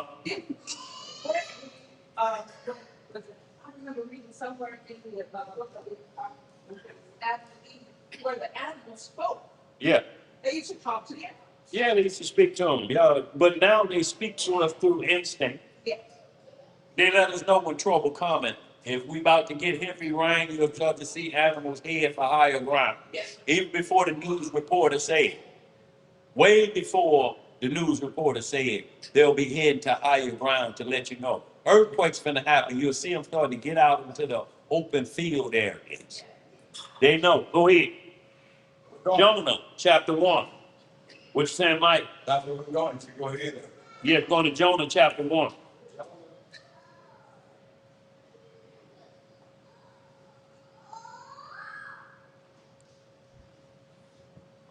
So y'all, we're gonna get right to the heart of this because I'm gonna get to some more scriptures, but we just gonna get right to the Most High. He'll bring a storm upon a ship as well. If you're being disobedient when he tell you to go do something, you try to take an alternate route. If he say go by Uber and you decide to go by Lyft, that's a problem. He said go by Uber. Y'all understand what I'm saying? But pick us up, Zeb, about verse 4, or whoever got it. And this is, he was sending Jonah to Nineveh to get them straight before the storm come and get. Go ahead. Start about verse 4. Jonah chapter 1, verse 4. Yeah. But the Lord sent out a great wind into the sea, See, the Lord sent that one. Go ahead. and there was a mighty tempest in the sea, Uh-huh. so the ship was like to be broken. Right? Then the mariners were afraid and cried every man into his galley, and cast forth the word that were in the ship into the sea, Uh-huh. to light it of them. But Jonah was gone down into the side of the ship, and he lay and was fast asleep. See, Jonah was a prophet. He was in what we call the rest area of that ship, just like the Messiah was in the ship resting. It was tossing and turning, but Jonah was sleeping like a baby. Go ahead. So the shipmaster came to him and said unto him, What meanest thou, O sleeper? Arise, call upon thy God. If it so be that God will think about us, that we were perish not. So basically, he's saying our guys ain't doing no good. They weren't doing us no good. So we threw all them into the ocean either. Please wake up. Who is your God? Call on your God before we all drown. Go ahead. What else to say? And they said, everyone to his fellow, Come, let us cast lots, that we may know for those who cause this evil is upon us. So they cast lots, and the lot fell upon Jonah. So, Shalom says, be careful out there. So the lot fell upon Jonah, and all the mariners say, look, it's somebody on this ship God is mad at. And they said, let us cast lot. Lot was a way of determining and minimizing things. It was almost like a pair of dice. That don't mean you can go play lot on the boat.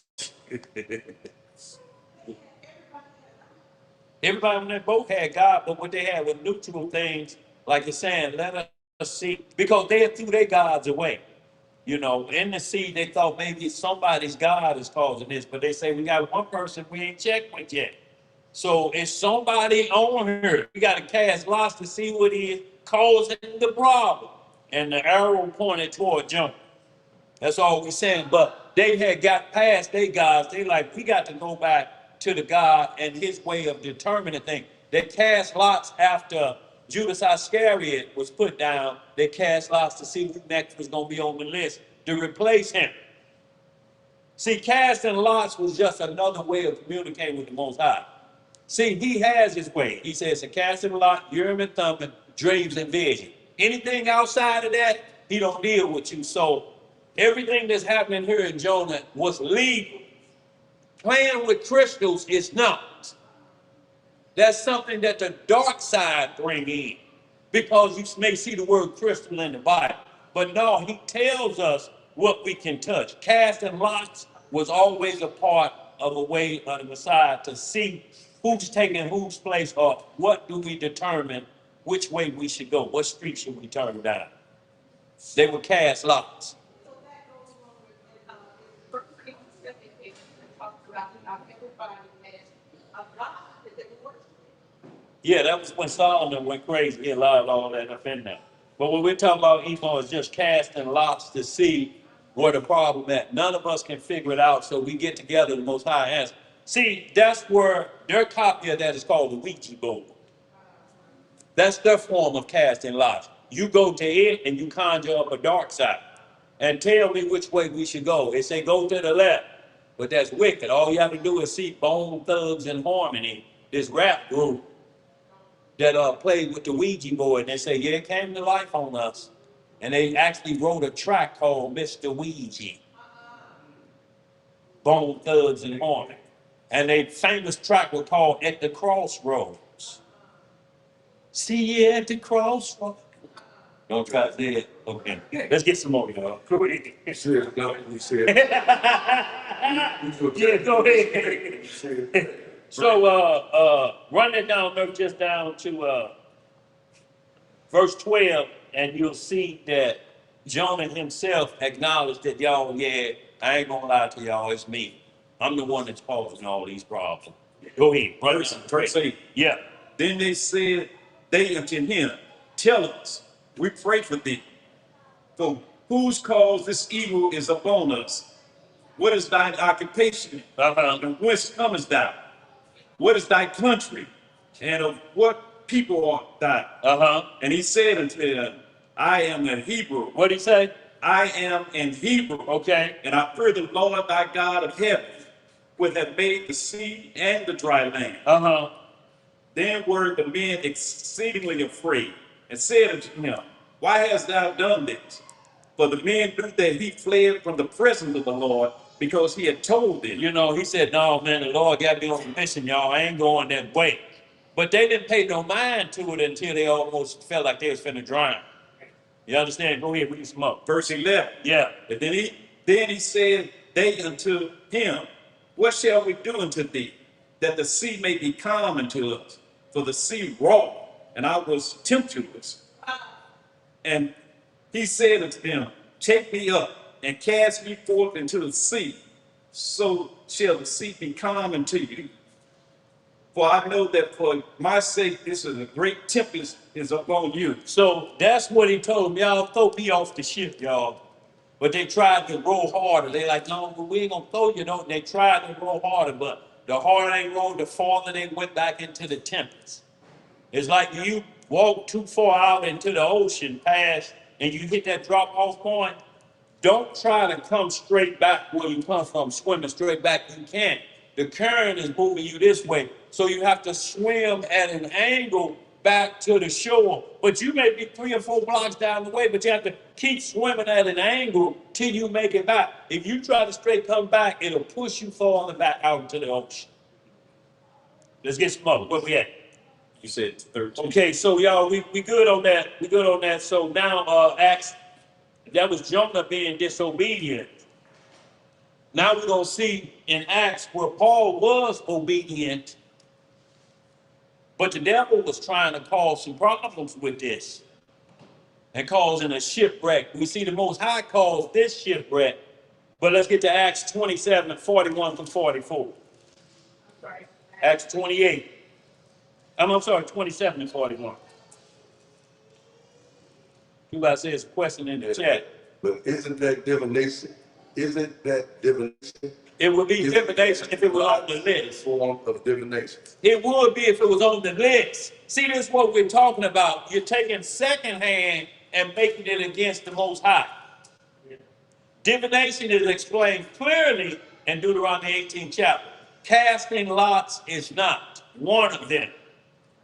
See, when you're casting lots, you're calling on the Most High for his answer to a issue. That's not divination. He tells you what divination is. It's a calling upon another God for the answer. That's divination, but casting lots is what you do, call on it for the Most High. You can't use no other source. That's what we're saying, like Saul went to the witch of Endor. Nowhere in the Bible does it say casting lots is wicked unless you're doing it for a wicked purpose. But soothsayers and all those things are wicked from the start because they can say, I can answer for God when you can't. Notice lots is not a person. but an actual event to prove a system. Used lots in the Old Testament as well as the New Testament. Casting of lots. They cast lots for Christ's garments, didn't they? Who gets the robe? Who get this? Now that was from a wicked perspective. It was legal, but what they did it for. Y'all understand what I'm saying? They used it as a gambling tool, and that's what made that form of casting lots despicable. We're gonna gamble for his going. Man, I want that robe, man. I want that crown of thorns, dog. And they cast lots for his garments from a person. People can take the Bible and turn it around. When people take the Bible like early, or we should say Christianity, when it came justify, use the Bible to what they call legalized slavery. What's today, y'all? What they celebrating today? Juneteenth? How y'all feel about Juneteenth? Yesterday, how y'all feel about Juneteenth? Most celebrations can still take place today because it's the weekend. How y'all feel about it? I mean, y'all think that's good? Most black people celebrate Juneteenth. It's a federal holiday, right? I mean, if you go do it, it's a sin if you do. Now, if you celebrate being late, that's what it's about. It's about being late. About being late? Yeah. What do you mean? They was late to get free. After the Yeah. right. No, it's late to freedom. Yeah, they got the message late. So it's like y'all, it's been freedom. The only reason I'm saying is, who freed? No, I'm saying who put out the edict to free him? This 3 years later, so it was 1868, not 1865. Abraham Lincoln, right? It's about the same freedom, ain't it? Yeah. So this is why a lot of times you hear me say, when people say Thanksgiving is evil, yes, if you're talking about the 13 colonies and the pilgrims, that was evil. But if you're talking about what Abraham Lincoln wrote in his speech, that was about the Civil War. It had nothing to do with Indians. Ain't no Indians involved. This was about the North and the South fighting, and they killed 700,000 white men in that war. He's saying, I have to thank God that we were not wiped out as a nation. But guess who was on the north side and keep it from being wiped out? Harriet Tubman. A few other Hebrews fought for the north against the south. That's why the north won. Whoever Israel linked up with, they win. So, but I'm just saying that so y'all understand, if you do Juneteenth, it's part of Abraham Lincoln's freeing of the slave. That has nothing to do with Thanksgiving. So you have to be careful when you're saying things. If somebody say, well, why you don't do it? Oh, I'm just talking about the 13 colonies when they came over before it was a nation and they beat up on them Indians. What Abraham Lincoln did, that was white on white crime. Where do you read about Indians in there? I'm asking, where do you read in there about Indians? That was about the Civil War. So if you look at this hourly, then you have to look at Juneteenth the same way because they both link together. It's about the same subject matter, ain't it? Yeah. You was just late to one. The 13 colonies before the United States became 50 states or whatever it is.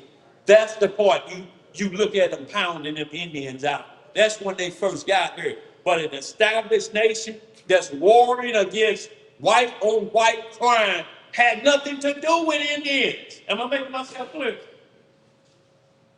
So Juneteenth, if you're gonna do that, if you say, well, I only do the part about Thanksgiving because I participated in Juneteenth, only Abraham Lincoln version of it, not the 13 colonies. I'm asking all y'all just to read that letter and tell me if you see anything in there other than that Civil War and 700,000 white men being killed. And he thanks the Most High that he didn't wipe out as a nation. That's all it was. And his help came from Israelites joining the North.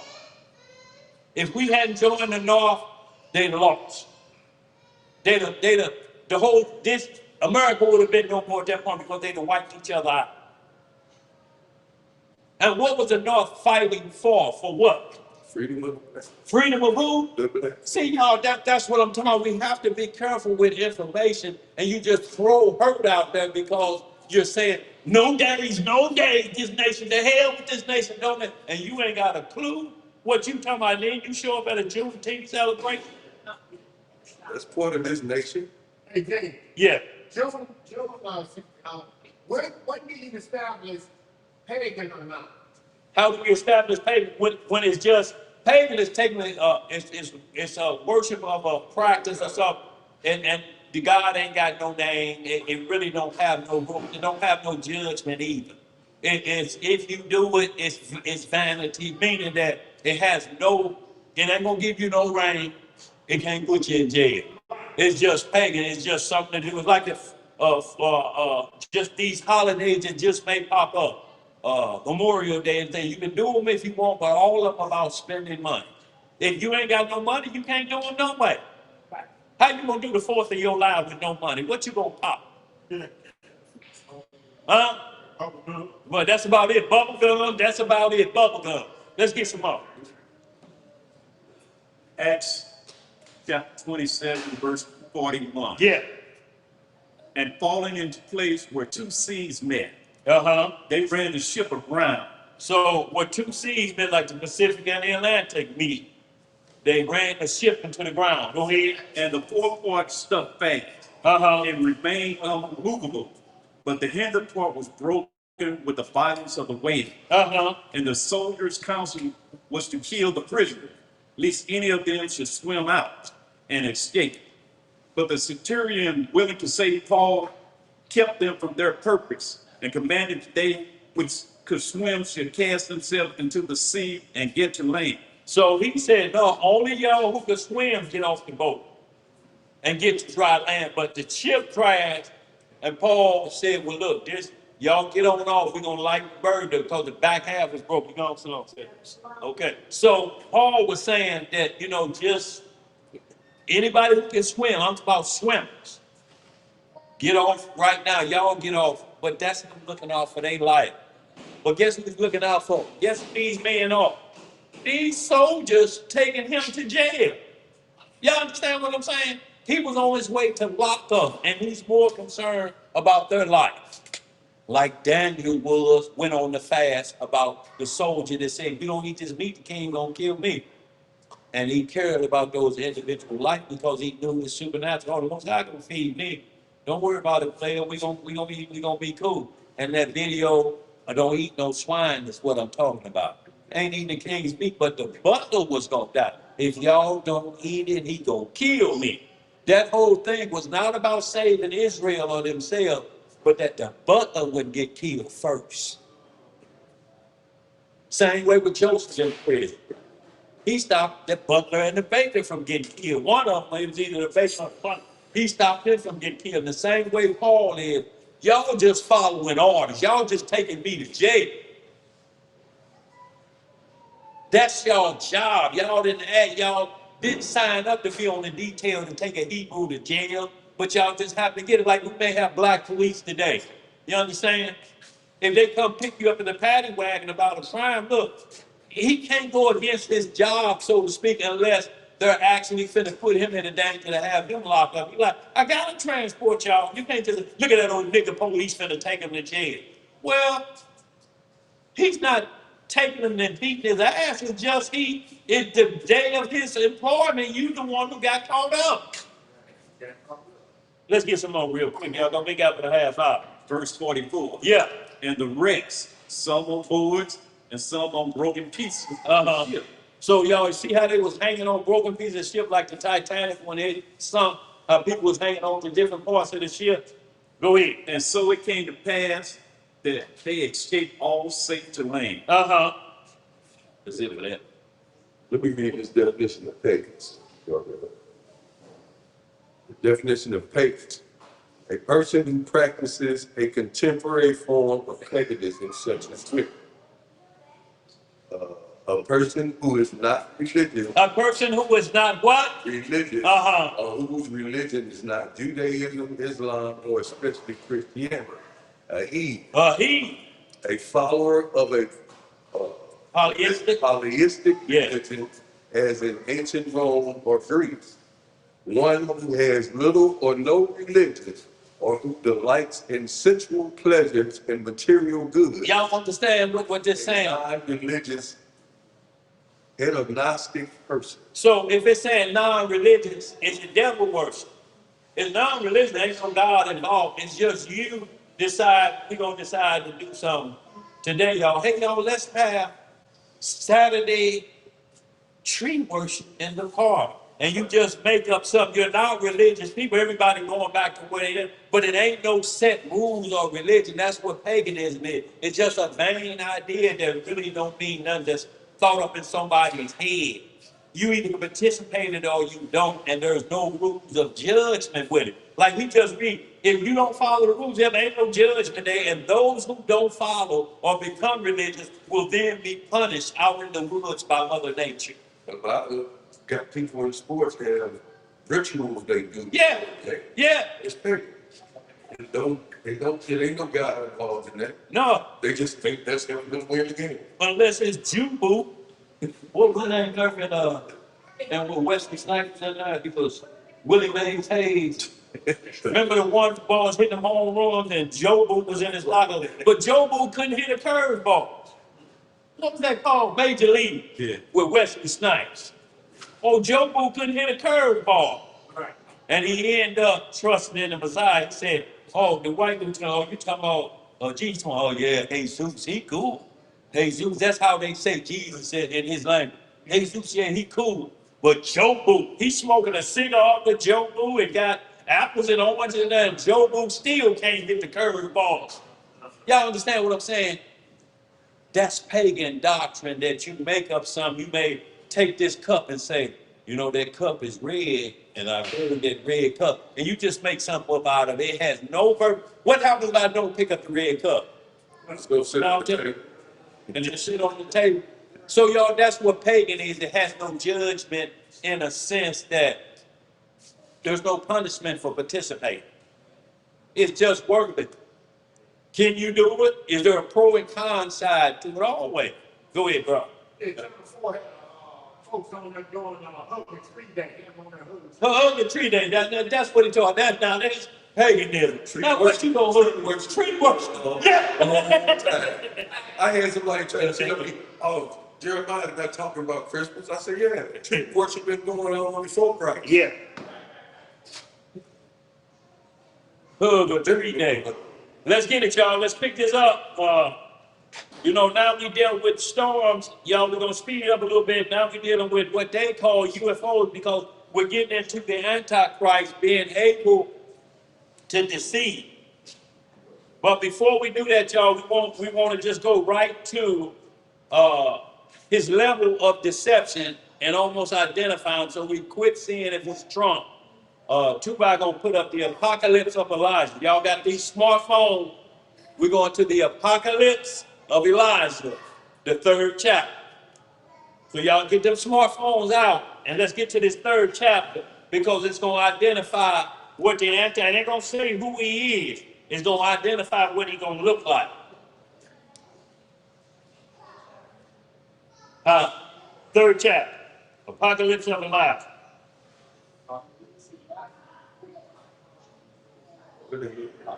No, man. Tupac gonna put it up on the screen. Tupac gonna put it up. I got it up on the screen right now. Okay, Tupac got it up. Apocalypse of Elijah. We just reading the 3rd chapter, and it's gonna match up so good with 2 Thessalonians chapter 2 about the Antichrist power, y'all. This is what y'all need to understand. It's going to be so deceptive. If it were possible, it would deceive the very elect, y'all. I'm talking about he's gonna do some things, gonna make lightning come down, but it's like, how is he making lightning come down?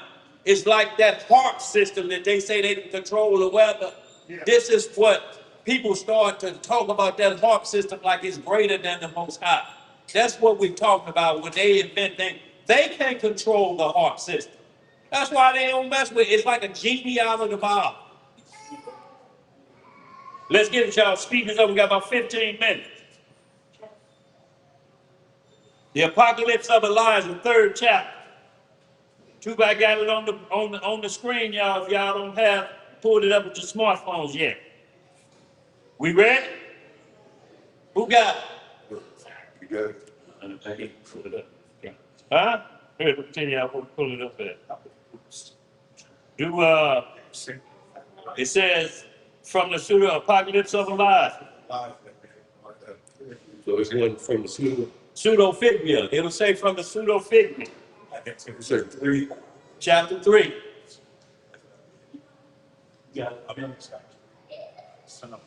Put a Negro 9 up in there, y'all, if y'all able to get it. Well, most of them too, I already got it up on the screen, y'all. Just if we go live on God's Warrior 298, it'll be right there. Tuba got it up on the screen. We lagged, that's why I was. Oh, we lagging just a bit. We off. Uh, Who out there? Where you going, DJ? Huh? Come here. Okay, I was trying to multitask. I was trying to send it to y'all, but I got it back on the screen. He trying to get out there. Let's get it. What you saying, Tuba? I got it back up. Okay. Let's get it, y'all. the top of this of Elijah, chapter 2, verse 1. Yeah. In the fourth year. In the what? In the fourth year of that king, the son of lawlessness will appear, saying, I am the Christ, although he is not. Don't believe him. Don't do what? Don't believe him. Hold on. Read that again, Zed. DJ just having a little problem. He ain't ready to go. In the fourth year of that king, the son of lawlessness will appear, saying, I am the Christ, although he is not. Don't believe. So we're in we're in Matthew 24th chapter. We're in Joel 3, the son of lawlessness. There's 2 Thessalonians 2. That's what he called the son of lawlessness. That means he ain't got a piece of the scripture in him at all. Go ahead. What else it say? And not only this, but he's saying, I am Christ. Matthew 24, many gonna come saying, I am Christ. Believe it not. Read some more. Verse 2. Yeah. When the Christ comes, he will come in the manner of a covey of doves, with a crown of doves surrounding him. He will walk upon the heavens vaults, with the sign of the cross leading. With the what? The sign of the cross leading. Now, this is why people that read that always show white Jesus in the clouds with a cross. He ain't coming back with his death symbol no more. That didn't already happen. The sign of the cross is Isaiah 53. Why I'm coming back to punish the nations. That's what my second coming is about. It's not to have flowers and candy. That was on the first go around.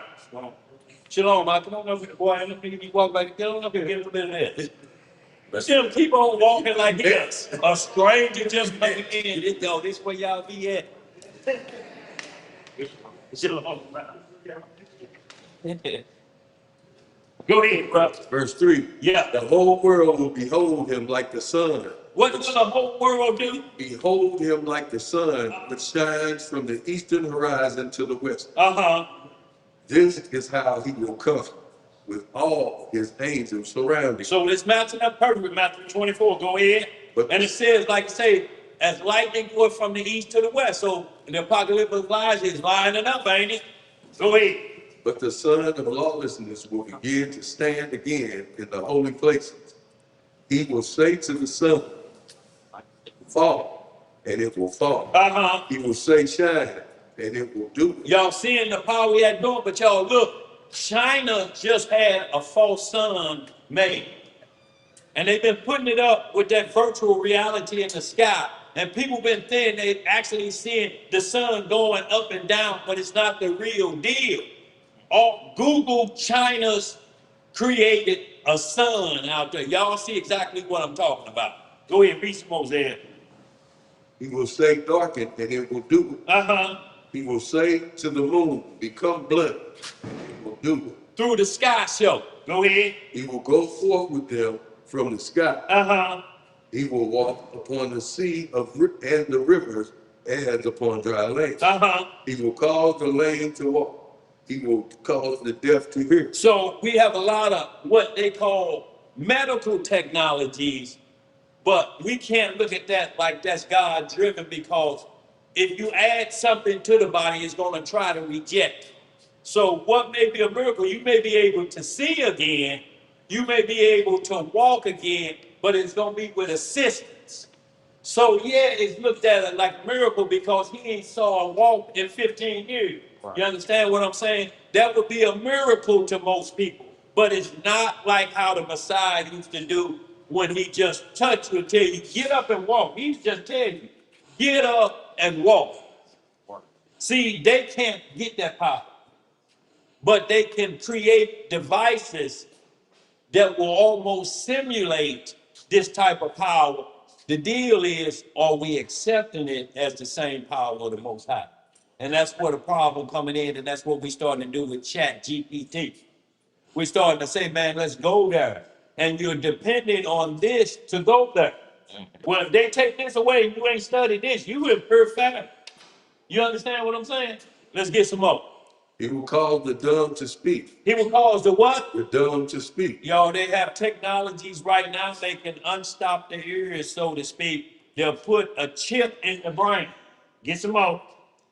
He will cause the blind to see. Uh-huh. The lepers he will cleanse.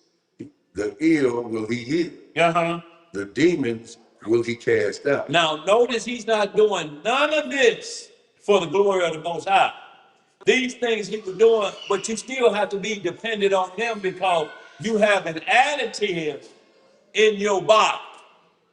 You have a foreign part in your body. The mark of the beast, if it's a physical thing, like what they call it, that neuron link that Elon Musk is putting in here, is called a neuron link. Right. People are already getting that implanted in their head to be more wise. Then we'll use the phone. That's my phone up in my head, but you didn't let them up in there. See, you'll look at it like, oh, this is the greatest thing since sliced bread. I ain't got to carry no phone. I just can think what I'm thinking about. Well, that's what the devil wants, your thought process. See, it'll be easier for the world. Right, so that's what he means when he say if it were possible, If it were possible. he would deceive the very elect. With this, because we're starting to say those things belong, oh man, we're starting to credit them like they're equal with the Most High. You feel me? And it's not. Right. Let's get some more. He will multiply his signs and wonders in the presence of everyone. Uh-huh. He will do the works which the Christ did, except for raising the dead. Except for what? Raising the dead alone. See, and this what sets the Messiah apart from everybody, because he's the resurrection, the first resurrection. Satan would never be able to resurrect the dead. Ever. Right. That's why he's making the robots the image of the beast, and he'll make one look like you, but that, or your grandmother, but that won't be them resurrected. Y'all understand what I'm saying? That will be not, that robot will not be your parents resurrected Right. if they die. That's an image of them or image of the beast, y'all. It's not them. That'll be the false resurrection. Go ahead. What else it says there? He gonna get described. In this he will know that he is the son of lawlessness, because he is unable to give life. That's where reincarnation come in. That's why they try to float that. Because reincarnation means when you come back as somebody else, well, you still don't know you came back. Who you? How you know? Oh, so my mama came back as a German Shepherd. That's what you know. That's your mom? Boy, look here, Queen. Go feed your mom. Go feed Queen. Go ahead. For, be, for behold, I will tell you his signs so that you might know him. He is a blank of a skin leg young Read man. that again. Man, Oh, you said blank. Put just don't look at the blank. I don't have the word. Yeah, no, ain't no words that just read like that. Yeah. He is a blank of No, you gotta read blank. Yeah. he is a skin leg young lad. Skinny leg. Skin leg. Skinny leg, young lad. So it's telling us the Antichrist will be a skinny leg, young man. I want y'all to understand that because he's mirroring the Christ. He's got to be at least 33. Y'all understand what I'm saying? A skinny, but he's going to be skinny leg though. Let's get some more. I'm talking about boxer shorts, baggy like he got on a dress on both legs. Skinny leg. Go ahead. Having a tuft of gray hair at the front of his bald head. A tuft of gray hair at the front of his bald head. It cannot leave. It's fit. He can't even cut it out. The barber cut it, it grow right back. Where is this position that's there? In the front of his head. Front of his head. Go ahead. His eyebrows will reach to his ear. Now, y'all talking about a unibrow. His eyebrows gonna reach like a pair of sunglasses. They're going all the way and wrapping around his ears, y'all. So, is that Donald Trump? Does it look like Donald Trump? Obama got some big ears. Got some big ears and big eyebrows. but they don't go all the way to his ear. Either one of them like no glasses. And they got young glasses. Right, go ahead, Zed. There is a leprous bare spot on the front of his hand. Not on 16. He 16. will transform himself in the presence of those who see him. He will become a young child. Uh-huh. He will become old. Uh-huh. He will transform himself in every sign, Uh-huh. but the signs in his head will not be able to change. So if he transforms himself in a baby and you see that tuft of hair on his head, you're like, why is this baby got a lock of gray hair coming out of his forehead? See, he won't be able to get rid of that. See, the Most High got us protect. It's the fact that we'll take belief in that, or do we just chase who the internet is saying could be the Antichrist? What else to say about him, Zed? Therein you will know that he is the son of lawlessness. Uh-huh. That's it. Okay, so therein you will know that's what the son of lawlessness is going to be like.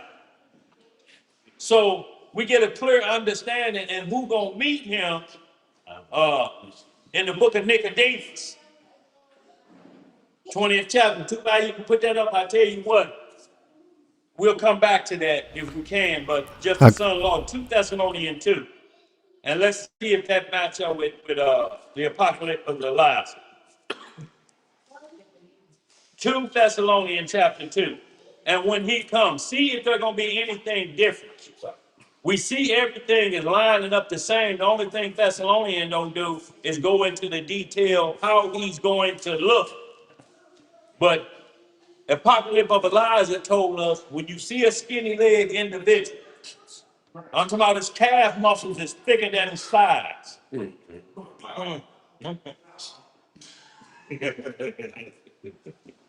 Can y'all imagine that? His knees sitting out like watermelons. That's how skinny his legs is. His knee bigger than his whole leg. Chicken leg. That's what I'm talking about, bro. Go ahead. 2 Thessalonians chapter 2, verse 1. That's on you. Is that turn? Yeah. Don't be trying to direct me to Mr. Newcomer. Get busy. Get busy. Read it with passion. All right, the book of 2 Thessalonians chapter 2, verse 1. What it says? Now we beseech you, brethren, by the coming. It is your chanting by your mic. Go ahead. Go ahead. 2 Thessalonians chapter 2, verse 1. Uh-huh. Now we beseech you, brethren, by the coming of our Lord Jesus Christ, and by our gathering together unto him, Yes, sir. Go. Okay. Go ahead. that ye be not so shaken in mind, or be troubled, Uh-huh. neither by spirit, nor by word, nor by letter as from us, as that day of Christ is at hand. Let no man deceive you by any means. Let no man deceive you by what? Any means. He said any means. Deception, I don't care how it comes. By any means. Go ahead. For that day shall not come, except there come a falling away first, and that man of sin be revealed, the son of perdition. Did we just read the son of lawlessness? Perdition means lawlessness. See, Judas Iscariot went on to perdition or to lawlessness. That's what perdition means. Go ahead. Verse 4, who opposed and exalted himself above all that is called God, Yeah. under his worship, so that he as God sitteth in the temple of God, showing himself that he is God. Uh-huh. Remember ye not that when I was yet with you, I told you these things. And now ye know what withholdeth that he might be revealed in his time. He gonna be revealed in this time, y'all. We ain't have to guess about the Antichrist. He gonna be revealed. When he shows up with that tuft of gray hair and leper spots on his hands, you gonna know it's him. And eyebrows to his ear. And eyebrows to his ear. I'm talking about a unibrow, a super unibrow. That means his eyebrows connect to his hairline. His eyebrows gonna connect to his hairline. Well, he gonna be bald head, so they're gonna be looking like just a pair of sunglasses without the frame and the ring. He got an awning on his head. Yeah, go ahead, bro. verse 6. Yeah. And now you know what withholdeth that he might be revealed in his time. Uh-huh. For the mystery of iniquity doth already work. Yes, sir. Only he who now letteth will let until he be taken out of the way. So the Most High is letting them do this to see if the unbelievers will fall for it, because it ain't gonna get the believers. The believers already know who he is, or because we're gonna follow the identification. Go ahead. Verse 8. Yeah. And then shall their wicked be revealed, whom the Lord shall consume with the spirit of his mouth, and shall destroy with the brightness of his coming. Uh-huh. Even him whose coming is after the working of Satan with all power and signs and lying wonders. See, all the power and signs and lying wonders. Go ahead. Verse 10. Yeah. And with all deceivableness of unrighteousness in them that perish. See, all unrighteous and deceitful of them that perish. Y'all, we're talking about those who don't believe. Go ahead. Because they receive not the love of the truth, that they might be saved. See, because they believe not the truth. And what happened to them for not believing that? Verse 11. And for this cause God shall send them strong delusion, that they should believe a lie, Uh-huh. that they all might be damned who believe not the truth, but had pleasure in unrighteousness. But have pleasure in unrighteousness. And that's what the Antichrist gonna blame. Pleasure in unrighteousness. I want y'all to understand that. You having a good time till you get in the car heading home. You having a good time with that woman raw dogging until you realize when you come to your senses after you release. Now you come back to your senses, but it's too late. It's too late. When sin has conceived, it brings forth death, don't it? That's what the script say. Hold right there, y'all. Let's just get these last couple, y'all. We're gonna close on out of here. So that was so let's see the his power, what he's able to do that was given to him. Matthew 4, 1 through 4. Y'all, because if he tried the Messiah who never sinned, who are we? And we want to see what he's able to give out. Because if Satan has this type of power, he's going to turn over to the Antichrist. Wow. Yo, we dealing with an individual that's coming to bring havoc. You said, Matthew 4, 1 through 4. the book of Matthew chapter 4, verse 1. Yes, sir. It says, then Yahushua led up of the spirit into the wilderness Yeah. to be tempted of the devil. Uh-huh. And when he had fasted 40 days and 40 nights, he was afterward a hungry. So this is a trial of the Most High, saying he was led by the Spirit into the wilderness. Wasn't the devil leading him? The Most High is leading him up there to put him to the test of his biggest adversary. Y'all, you can knock down these little foot soldiers of the devil, but until you face the devil himself and tell him to get back and rebuke him, you in a long walk. If his foot soldiers got you running and hiding behind the dumpster, what you gonna do when you meet that power? Go ahead, bro. Verse 3. Yeah. And when the tempter came to him, Who came to him? the tempter came to him, he said, if thou be the Son of God, command that these stones be made bread. But he answered and said, it is written, man shall not live by bread alone, but by every word that proceedeth out of the mouth of God. That's the only way you live. You'll live that eternally. But if the Antichrist say, I ain't gonna give you no more bread, and you plead and beg and then take the number, no, you ain't understanding this spiritually. That's just for a short time. You're gonna make a turd that's gonna be gone, and you're gonna be looking for some more bread. Go in. Verse 5. Yeah. Then the devil taketh him up into the holy city, Uh-huh. and setteth him on the pinnacle of the temple, and saith unto him, if thou be the Son of God, cast thyself down, for it is written, Uh-huh. he shall give his angels charge concerning thee, and in their hands they shall bear thee up, lest at any time thou dash thy foot against the stone. Now, this is the deception, y'all. He's quoting scripture. He's quoting Psalms here. That's the deception. He's going to quote it, but out of order. See, he gonna quote it to the point that where you believe how he's saying versus what the scriptures say. He said he gonna give you, but he ain't read the part. He will not tempt you with evil. Y'all, to tempt the Lord to jump off a building saying, I know the Lord got me. No, you playing with the Most High. Right. So You're being tempted with evil. quoting it without rules. Without rules. That's what he's doing. Quoting it without rules. It's like this lady that they just threw off the skeleton bridge that was bungee jumping and they forgot to put the rope around her leg. Got to put the rope in through her arm. And I'm talking about how do you do that unless everybody is high as the cost of living? Because even at Six Flags, they shake the bar to make sure you locked in the roller coaster, don't they? And this thing going up hills and down, flipping around, they always yank on the thing to make it dirt.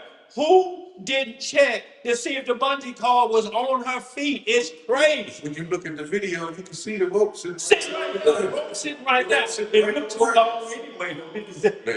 It looked like it was longer than the drop anyway. But y'all just understanding that that's tempting the Lord, y'all. That's called daredevil. You're daring the devil. Throw me off like I'm going to die, but this string gonna save me. Right. Well, they forgot to put the string on now. Get some more. But she survived the jump, the fall, but died on the way to the hospital. Yes, sir. We're broke up there. Just had because it was dirt down there. It wasn't concrete. Go ahead. Verse 7. Yahweh said unto him, it is written again, thou shalt not tempt the Lord thy God. Uh-huh. Again, the devil taketh him up into an exceeding high mountain, and showed him all the kingdoms of the world. What did he show him? All the kingdoms of the world. So y'all, you got to look at power. He's looking future kingdom, at least around that time, showing him Babylon, showing him all these ancient kingdoms, and then the ones at the current time, these kingdoms, because he's saying, I'm in charge of all these. Go ahead, what it say? Verse 9. And he saith unto him, all these things will I give thee, if thou wilt fall down and worship me. Then then said Yahweh unto him, get thee hence, Satan, for it is written, thou shalt worship the Lord thy God, and him only shalt thou serve. What verse 11 say? And the devil leaveth him, and behold, angels came and ministered unto him. See how it was the Most High got through that, the Messiah, and then angels came to minister. He wanted him to jump off the cliff to get to this point right here, but the angels wouldn't have came because he was tempting the Lord at that point. Y'all understand how crafty the adversary gonna be? He's gonna look like he's challenging you, but the only doing is he's challenging your fat mouth. If the Lord told me this, I'll do this. How much time we got left? 8 minutes? Okay, so we're gonna hold that Luke. We're gonna go to we went to Apocalypse, 3rd chapter. We got that Antichrist. Let's deal with David real quick. 2 Samuel 24:1. And then we're gonna just get Elijah calling down fire. Because that's what the Antichrist gonna do, y'all. What he's doing is mimicking the prophets. The only way he's gonna be called fire down is with satellites. If right now a bolt of lightning came from a satellite, y'all, I'm telling you, y'all, they are so far advanced with these satellites and being able to look inside the houses and heat, you call that heat, where they can see heat sensors. They can see at night. You could be in the woods hide and your heat gonna show up. They're like, here he is behind this oak tree. See that bridge right there? There he is hiding up under the weeds. Y'all, they actually can see inside of our house. They're just watching us through the TV already. They're like, look up here. We're just at the Bible study, reading them scriptures so powerful. Now look at him digging between his legs and smelling his finger. They watching on TV. 60. Watching me with your fire stick. Boy, look at Let's get some more, y'all. Real quick, y'all. We're going to close around here. I tell you what. Yeah, we're gonna run this real quick, David, and then we're gonna jump the last two. The Testament of Solomon just got some short verses, and Janus and Jambres, because we're talking about water demons, They cannot cause the flood of Noah, but they can flip a ship over and cause problems. I tell you what we can do to get a better understanding of it. Once we run this one, y'all, we'll give this homework, and but we got to get Job 1 so you understand of how he has limited power to only kill a servant, but never to wipe a whole nation out. So real quick, y'all, let's just run this 2 Samuel 24:1. And then First Chronicles 24:1. Let's run it real quick, y'all. 2 Samuel chapter 24, verse 1. Uh-huh. And again, the anger of the Most High was kindled against Israel, and he moved David against them to say, go number Israel and Judah. So a lot of times people see this and they'll question, did the Lord tell him to go number Israel when it was against Numbers 26:2 to count and let the people know how many people Israel had or what his army was stacked like? We weren't supposed to give that information. Now 24 this 2 Samuel say the anger of the Lord was kindled against David and he moved against him to say go number Israel. Understand how it's written. The anger of the Lord was at David. And then he tell you to go do evil. No, it ain't that. It's what David did that made the Lord angry. Now just run this second, where we at? The First Chronicles 21. I got that already right here. Okay. Great. Pull that. Well, go ahead and run that First Chronicles 21. Oh, let everybody get that. Okay. Go ahead, run it, Jay. And Satan stood up against Israel and provoked David to number Israel. Now, all of these naysayers of the Bible say, see the Bible contradicting itself. Who did cause him to number Israel? 2 Samuel said the Lord did say it was Satan. No. The Most High gave David his will because he was already angry. See, this is what I'm saying. They don't mention the angry part before. You know what I'm saying, that term? Yeah. Why is the Most High angry at David, first of all? He's angry because he knows he's going to go number Israel. He's like, go ahead and number Israel then. Don't tell him how strong the army is. But it was Satan in this Chronicles who was the one that originally said, man, they ain't going to respect y'all till y'all show y'all battle in the ring. You know, like how Russia come out there and the soldiers is marching in unison, and then they warheads come by, they nuclear come by, everybody do that. Well, we weren't supposed to do that because angels did that for us. We had supernatural power. We didn't have power on our own to go up against another nation or like that, or number Israel and say we believe we could take them like this. No, the Most High didn't want us dealing like that. So just wanted you to see once again, when you want to be disobedient like David in his mind, he's like, well, yeah, let's just number the army and see what we're working with. Most High say, no, you can't do that. We don't need to give the adversary an advantage. That's why we read in Romans 11, he say, look, they say, I'm left alone. Ezekiel said, I got 7,000 men ain't never bowed a knee to me. The Most High always got reserved somewhere. So we can't count like we're going to give the enemy all our information. If the enemy come and get St. Louis, well, it's Melchizedek in Memphis, ain't it? He can't get it all. It's men reserved. It's Melchizedek churches everywhere. He can't wipe it out. The word shall go forth. The word shall go forth. So real quick, y'all, Janus and Jambres. First, give me just Testament of Solomon 27. Just Testament of Solomon on a circle. Look what we got to do for homework. Yeah, we just gonna run these two. We're gonna close out. Testament of Solomon, and y'all pull that up as well. We got that in our bookstore right here. Testament of Solomon. That's on. Testament of Solomon at 509 in this book, y'all. So y'all, we got these two. We're gonna close on out. Any questions out there too, Bob?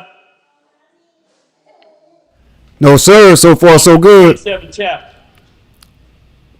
So far, so good. No questions. Okay. Testament of Solomon, chapter 27. And we're gonna read down to Yeah, we're gonna run that. It's only a few verses. Yeah. Testament of Solomon, chapter 27. And I, Solomon, questioned the other spirits which came up with the pillar from the depth of the Red Sea. Uh-huh. And I said to him, who are you? And what calls you? This Solomon asking this demon, who are you? Go ahead. And what is your business? Yep. For I heard many things about you. And the demon answered, I, O King Solomon, and called as a Bethbah, as a Bethbah, As a Bethbah. as a Bethbah. Yeah. I am a descendant of the chief messenger. Yeah. When once I sat in the first heaven, Where you sit at? in the first heaven, Uh-huh. of which the name of Ameluth, A Melaleuth. Ameluth, Right. I was then furious and a winged spirit. Uh-huh. And with a single wing, I was plotted against every spirit under heaven. I was present when Moses went in before Pharaoh. Now, notice he said, I'm a descendant of a chief messenger.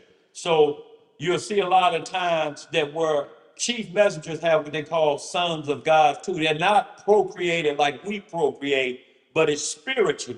Like we have spiritual children. Like Timothy was Paul's spiritual son. Y'all understand? But he always say, my son Timothy. Or like Eliezer was to Abraham, my son. So these angels had other lower spiritual angels that was beneath them. They may have not been archangels.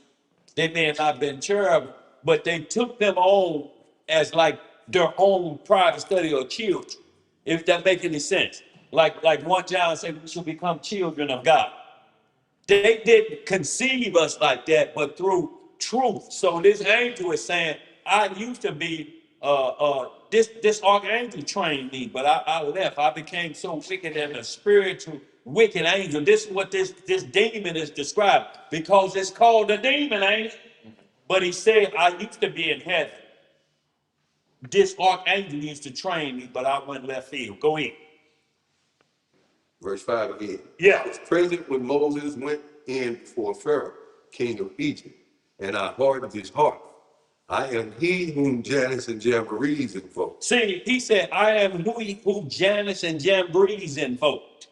They invoked him and brought him up. They used magical enchantments to bring him up. And he said, I'm the one that hardened Pharaoh's heart. When you say the Lord hardened Pharaoh's heart, that was the spirit to just keep telling you, let them niggas go, Egypt gonna fall. Man, don't believe all this blood stuff. You still the king of Egypt. This is the demon that hardened his heart. It wasn't the Lord, it was this demon that the Most High sent from the Lord to go harden his heart. And what that means is to give him the false courage that he had because he wasn't acknowledging the plagues. Pharaoh or his army would have never drowned if he just acknowledged, but he did. Go ahead, what else that demon say? Striving with Moses in Egypt. Uh-huh. I am he who fought against Moses with wonders with signs. Uh-huh. I therefore said unto him, how are you found in the Red Sea? This was Solomon asked him, uh-huh. And he answered, in the exodus of the sons of Israel, I hardened the heart of Pharaoh, Right. and I excited his heart and that of his ministry. It's like Trump's cabinet, how K Express be talking about Trump, or how Lindsey Graham who would join up with anybody as long as he get a position and talk about how great Trump is. That's the spirit that drives them, that they'll do anything. They'll lick Trump boots. Just give me the time with you. I don't care what you say. I just want to be up front with the big monkey the monks. Go ahead. What else to say? And I caused them to pursue after the sons of Israel. Uh-huh. And Pharaoh followed with me and all the Egyptians. Then I was present there, and we followed together. Uh-huh. And we all came up on the Red Sea. Yes, sir. And it came to pass when the sons of Israel had crossed over. What had the sons of Israel done? Crossed over. Uh-huh. The water returned and hid all of the host of the Egyptians and all their might. Uh-huh. And I remained in the sea, being kept under this pillar. And when the Ephesus. Yeah. Ephesus came, being sent by you, Who was it sent by? Uh-huh. shut up in the vessels of the flask, he fetched me up to you. I therefore, Solomon, having heard this, glorified God and adjured the demons not to disobey me, Uh-huh. but to remain supporting the pillar. And they both swore, saying, as the Lord your God lives, we will not let go of this pillar until the world's end. But on whatever day this stone falls, then we will be the end of the world. And this is why the Messiah said, when this temple fall in 3 days, I'll build it up. But when the Antichrist temple is destroyed, but notice what he said, I was put in a bottle like a genie just until this happened. But that was the demon in the Red Sea that led him to chase Israel out. But real quick, this last scripture, y'all, to where this proves this evidence, he was the one that got Janus and Jambres. Go to Jasher chapter 79, verse 27, y'all. We're going to close on out of here. Give a little homework.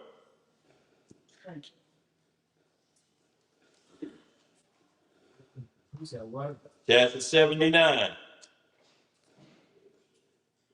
verse 27.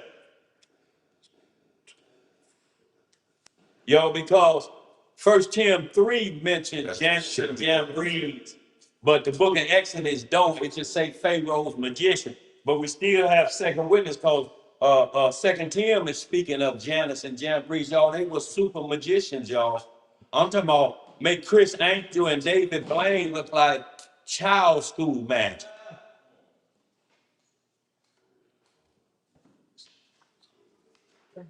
'79 and 27, y'all. Let's get it. They're gonna close on out of here. Nerd, bag it up to verse 25.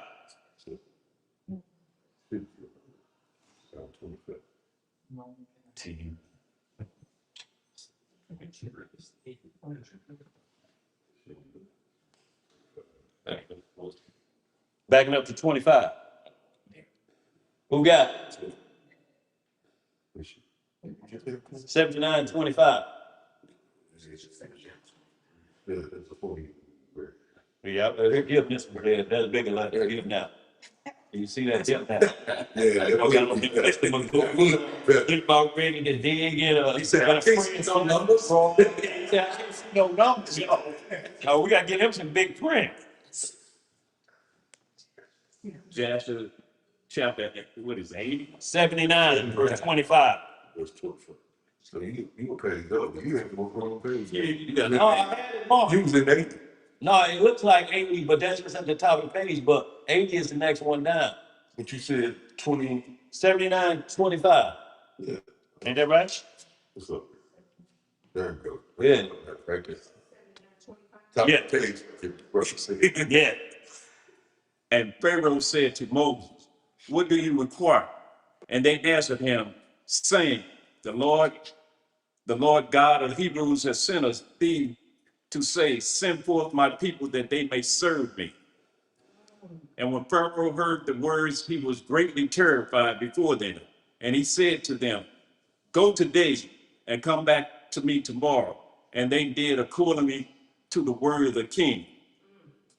And when they had gone, Pharaoh sent for Balaam, the magician. Who did he send for? Balaam, the magician. See, Balaam was in Egypt, y'all. And that's the same Balaam came out in the wilderness in number 24 through 26. It's the same Balaam. Go ahead. And to Janus and Jambres, his sons. See, and guess who his sons was? Balaam's sons was Janus and Jambres. So it was a family of magicians and wicked sorcerers. Janus and Jambres, 2 Tim 3 speaks of it. Janus and Jambres that withstood Moses. Go ahead, what else it say, nerd? And to all the magicians and conjurers and counselors which belong to the king. All conjurers. Do y'all hear that word conjurers? And we just read in the Testament of Solomon, he said, I was the one that Janus and Jambres conjured up. That was me. Go ahead, what else it say, nerd? And they all came and sat before the king. Wow. And the king told them all the words which Moses and his brother Aaron had spoken to them.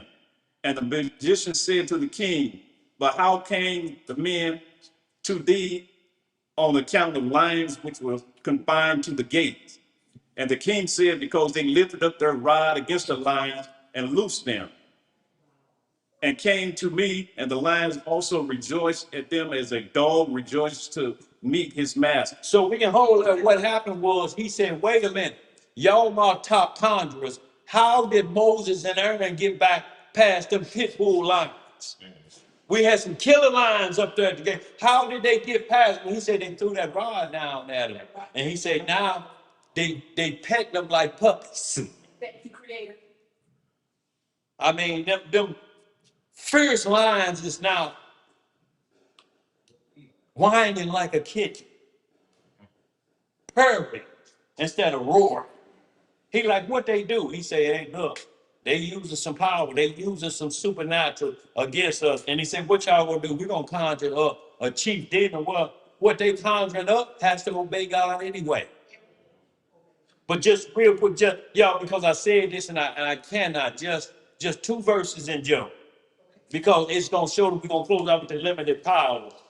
Because it's gonna tell you can't touch his soul, but what we sell is our image. Right now, everybody sitting in here got an image. They don't know what Zeb's soul looked like. But his likeness, all his music, they say we'll pay you handsomely if we can pay this on the devil walks again if we can play all your music. Go ahead, Taylor. Well, he done already sold his image. He has no choice in the matter. I know damn well y'all ain't put my music in that movie. They say, sir, look at that check again you cashed that says deposited. This ain't enough. Yeah, that's what it ain't enough. That's what it ain't enough. Cause that money go fast, boy. Don't that money go fast? Easy come, easy go. Just run that Job, y'all. Just first chapter, and we just gonna get what Satan been given the authority to attack, y'all. We're gonna close out. Job chapter 1. Job chapter 1, and we're gonna just pick it up at verse 12 because verse 6 is where the day when the sons of God came to present themselves from the Lord, and Satan came also among them. And that's where in verse 6 he asked, who you coming after? Who you want to accuse? He said, Job. He said, take the head from him, and I guarantee you he will curse you to his face. Take his safety away. We just gonna pick it up at verse 12 through 16. Go ahead, run that, y'all. We're gonna close out. And the Lord said, 19, no, I'm sorry. and the Lord said unto Satan, Yeah. behold, all that he had is in the power, Uh-huh. and only upon himself not forth thy hand. Put not forth thine hand. Put not forth thy hand. Uh-huh. So Satan went forth from the presence of the Lord. So Satan is able to travel to a certain level because he still controls the traffic in the first levels of the heavens. He's still able to maneuver around up there. That's why that space shuttle can only go up so far. It can only go up as far as the Most High allows Satan advantage up there. 125 miles up. If you flip Columbia up from here, that's how far they only been up. Go ahead. What else to say? And there was a day when his sons and his daughters were eating and drinking wine in their eldest brother's house. Now remember, he said you can touch his flesh. Now, who is our flesh if you have children of our flesh? They came from out of our flesh. Like Eve came from Adam. He said, she's bone of your bone and flesh of your flesh. But I told you not to listen to nobody but me. Why did you listen to your flesh? So he gave Satan power over Job's flesh. His offspring. That's Job's flesh. Go ahead. And there came a messenger unto Job, and said, the oxen were plowing, and the asses feeding beside them. And the Sabaeans fell on them, and took them away. Yea, they have slain their servant with the edge of the sword.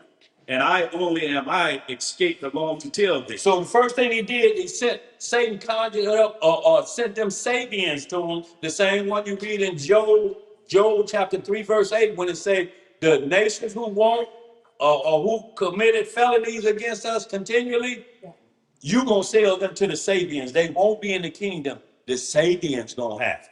And you look up Sabians today, it say the common nation of Yemen. Let's read some more.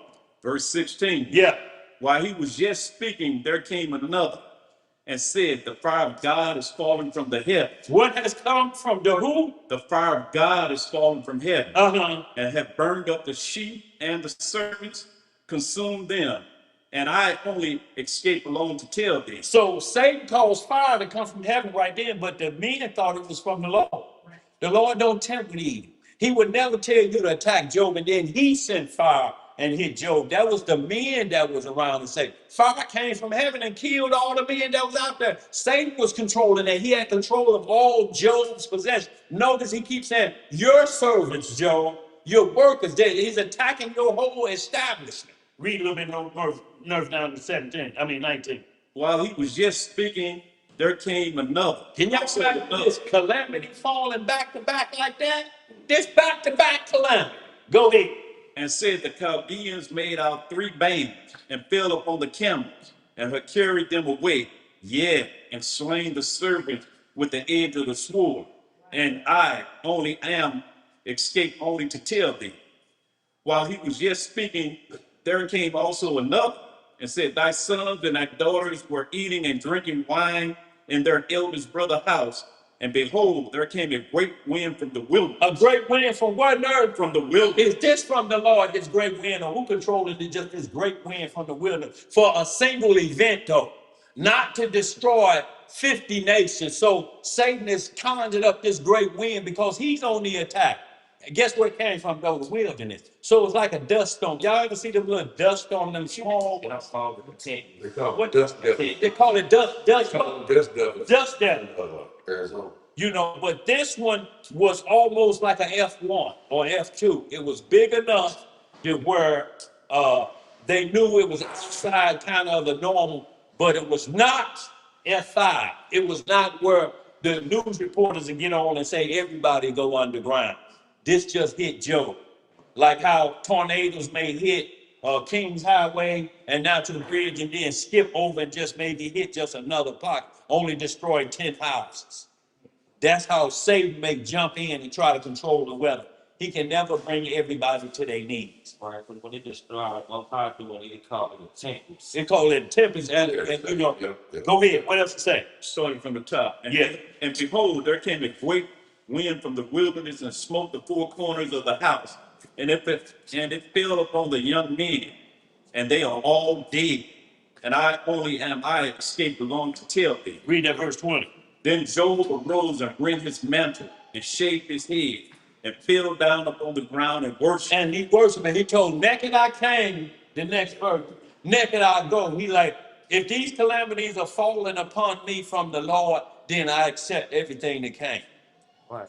And when you get into Job saying, but what did I do? And the Lord is explaining to him, you didn't do nothing. The devil trying to try you. But all of Job's friends were trying to instruct him, no, bro, you had to do something. The Lord don't put you on this. But that's why in the end of Job 42, he tell them, you 3 men that advised Job wrong. Y'all go sacrifice a bullock, I'm gonna put y'all down. Because y'all telling him I'm tempting him with evil. I don't do that. Y'all gave him the wrong advice. Y'all making him think he had to do something wrong, y'all. Sometime the Most High allowed a trial, and y'all, we was gonna get into a little bit more of that Jasher when Abraham went to sacrifice Isaac, but Isaac had told Ishmael first, if the Lord told my daddy to put me down, I'll be put down now. And it said, and the Lord thought to try him on that. Because Satan had came to and told Abraham don't care nothing about you. Since you gave him his son, he don't talk about you. He don't do nothing. He just had a party, a wedding. Was you invited, Lord? And he said, yeah, I'm invited. Everybody come to see the child of the old man, the miracle child. Yes, I'm invited because what they think, you think Abraham gonna tell them it was me? You know, that did this, or he gonna say the Lord granted this child. So they get into that, and Isaac is 37 years old when he tell Ishmael, man, I don't care nothing about no circumcision like that. The Lord say, put me down as a human sacrifice. Is human sacrifice, as you keep reading, it's going to say, well, is the Lord saying a human sacrifice? No, you have to be careful what come out of your mouth. The Lord, what came out of Isaac's mouth was, if I'm a human sacrifice. But the Lord had a ram in the bush that he had from the beginning of the foundation, already set for that conversation. He already knew it was going to go down. So y'all read the rest of that. We'll get into Jasher Right, so that wasn't even a sacrifice. That was him laying his own. That was him laying his own life. He just thought to try Abraham because he said he got the training from Abraham. But y'all read that in 79. Well, what? And then he turned into an old man and a young man, just like the apocalypse of Elijah. Right. But that's in get that one quick. I'll give y'all just homework.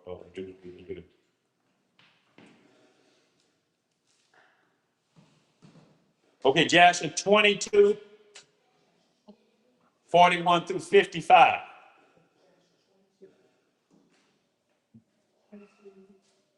And then Jasher 23. Yes, ma'am. 41 through 55. Verse 41 through 55. And then all of Jasher 23, and you're going to see that entire contest of Satan transforming himself to an old man once he did what's called a mirage on them. And Abraham said, this used to be dry land. He said, man, that's the devil. See, the devil will trick you to show you a mirage in the desert. When you're thirsty, it'll form a well. And when people come to themselves, they put dirt in their mouth. They think it's water. And you'll choke the death off of the dirt. So Satan transformed an old man. Abraham said, that's the devil. That's the devil. And then he transferred to an old man on Sarah. Say, you know, that old man Abraham of yours then took your boy up there to kill him. But he said, I'm not going to tell her like that because I don't want her to drop dead just yet. And then he came back and said, well, I was lying.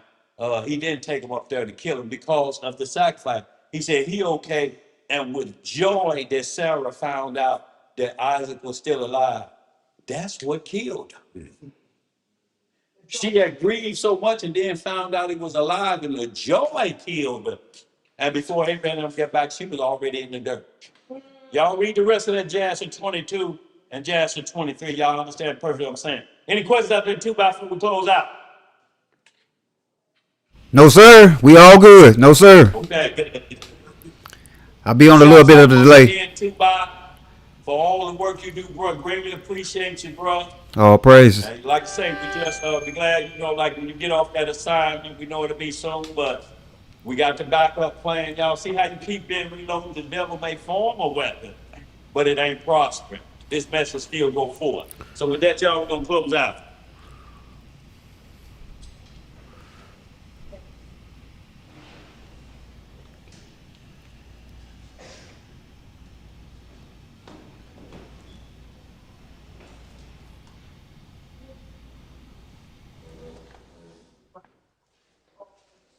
Both sides permission. Yes, sir.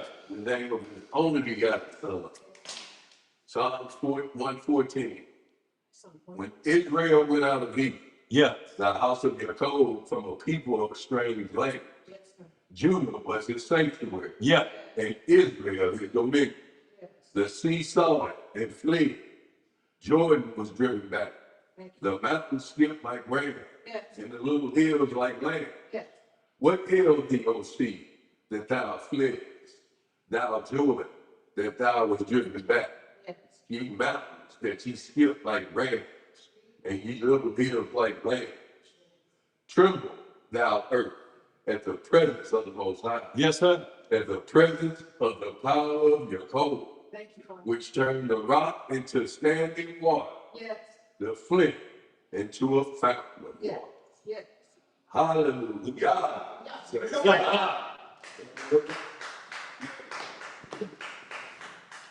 Thank you.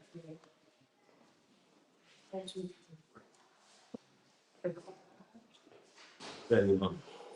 Oh, okay, yeah. Yeah. Give me that mic, man. Hey, y'all, what we got? We understand.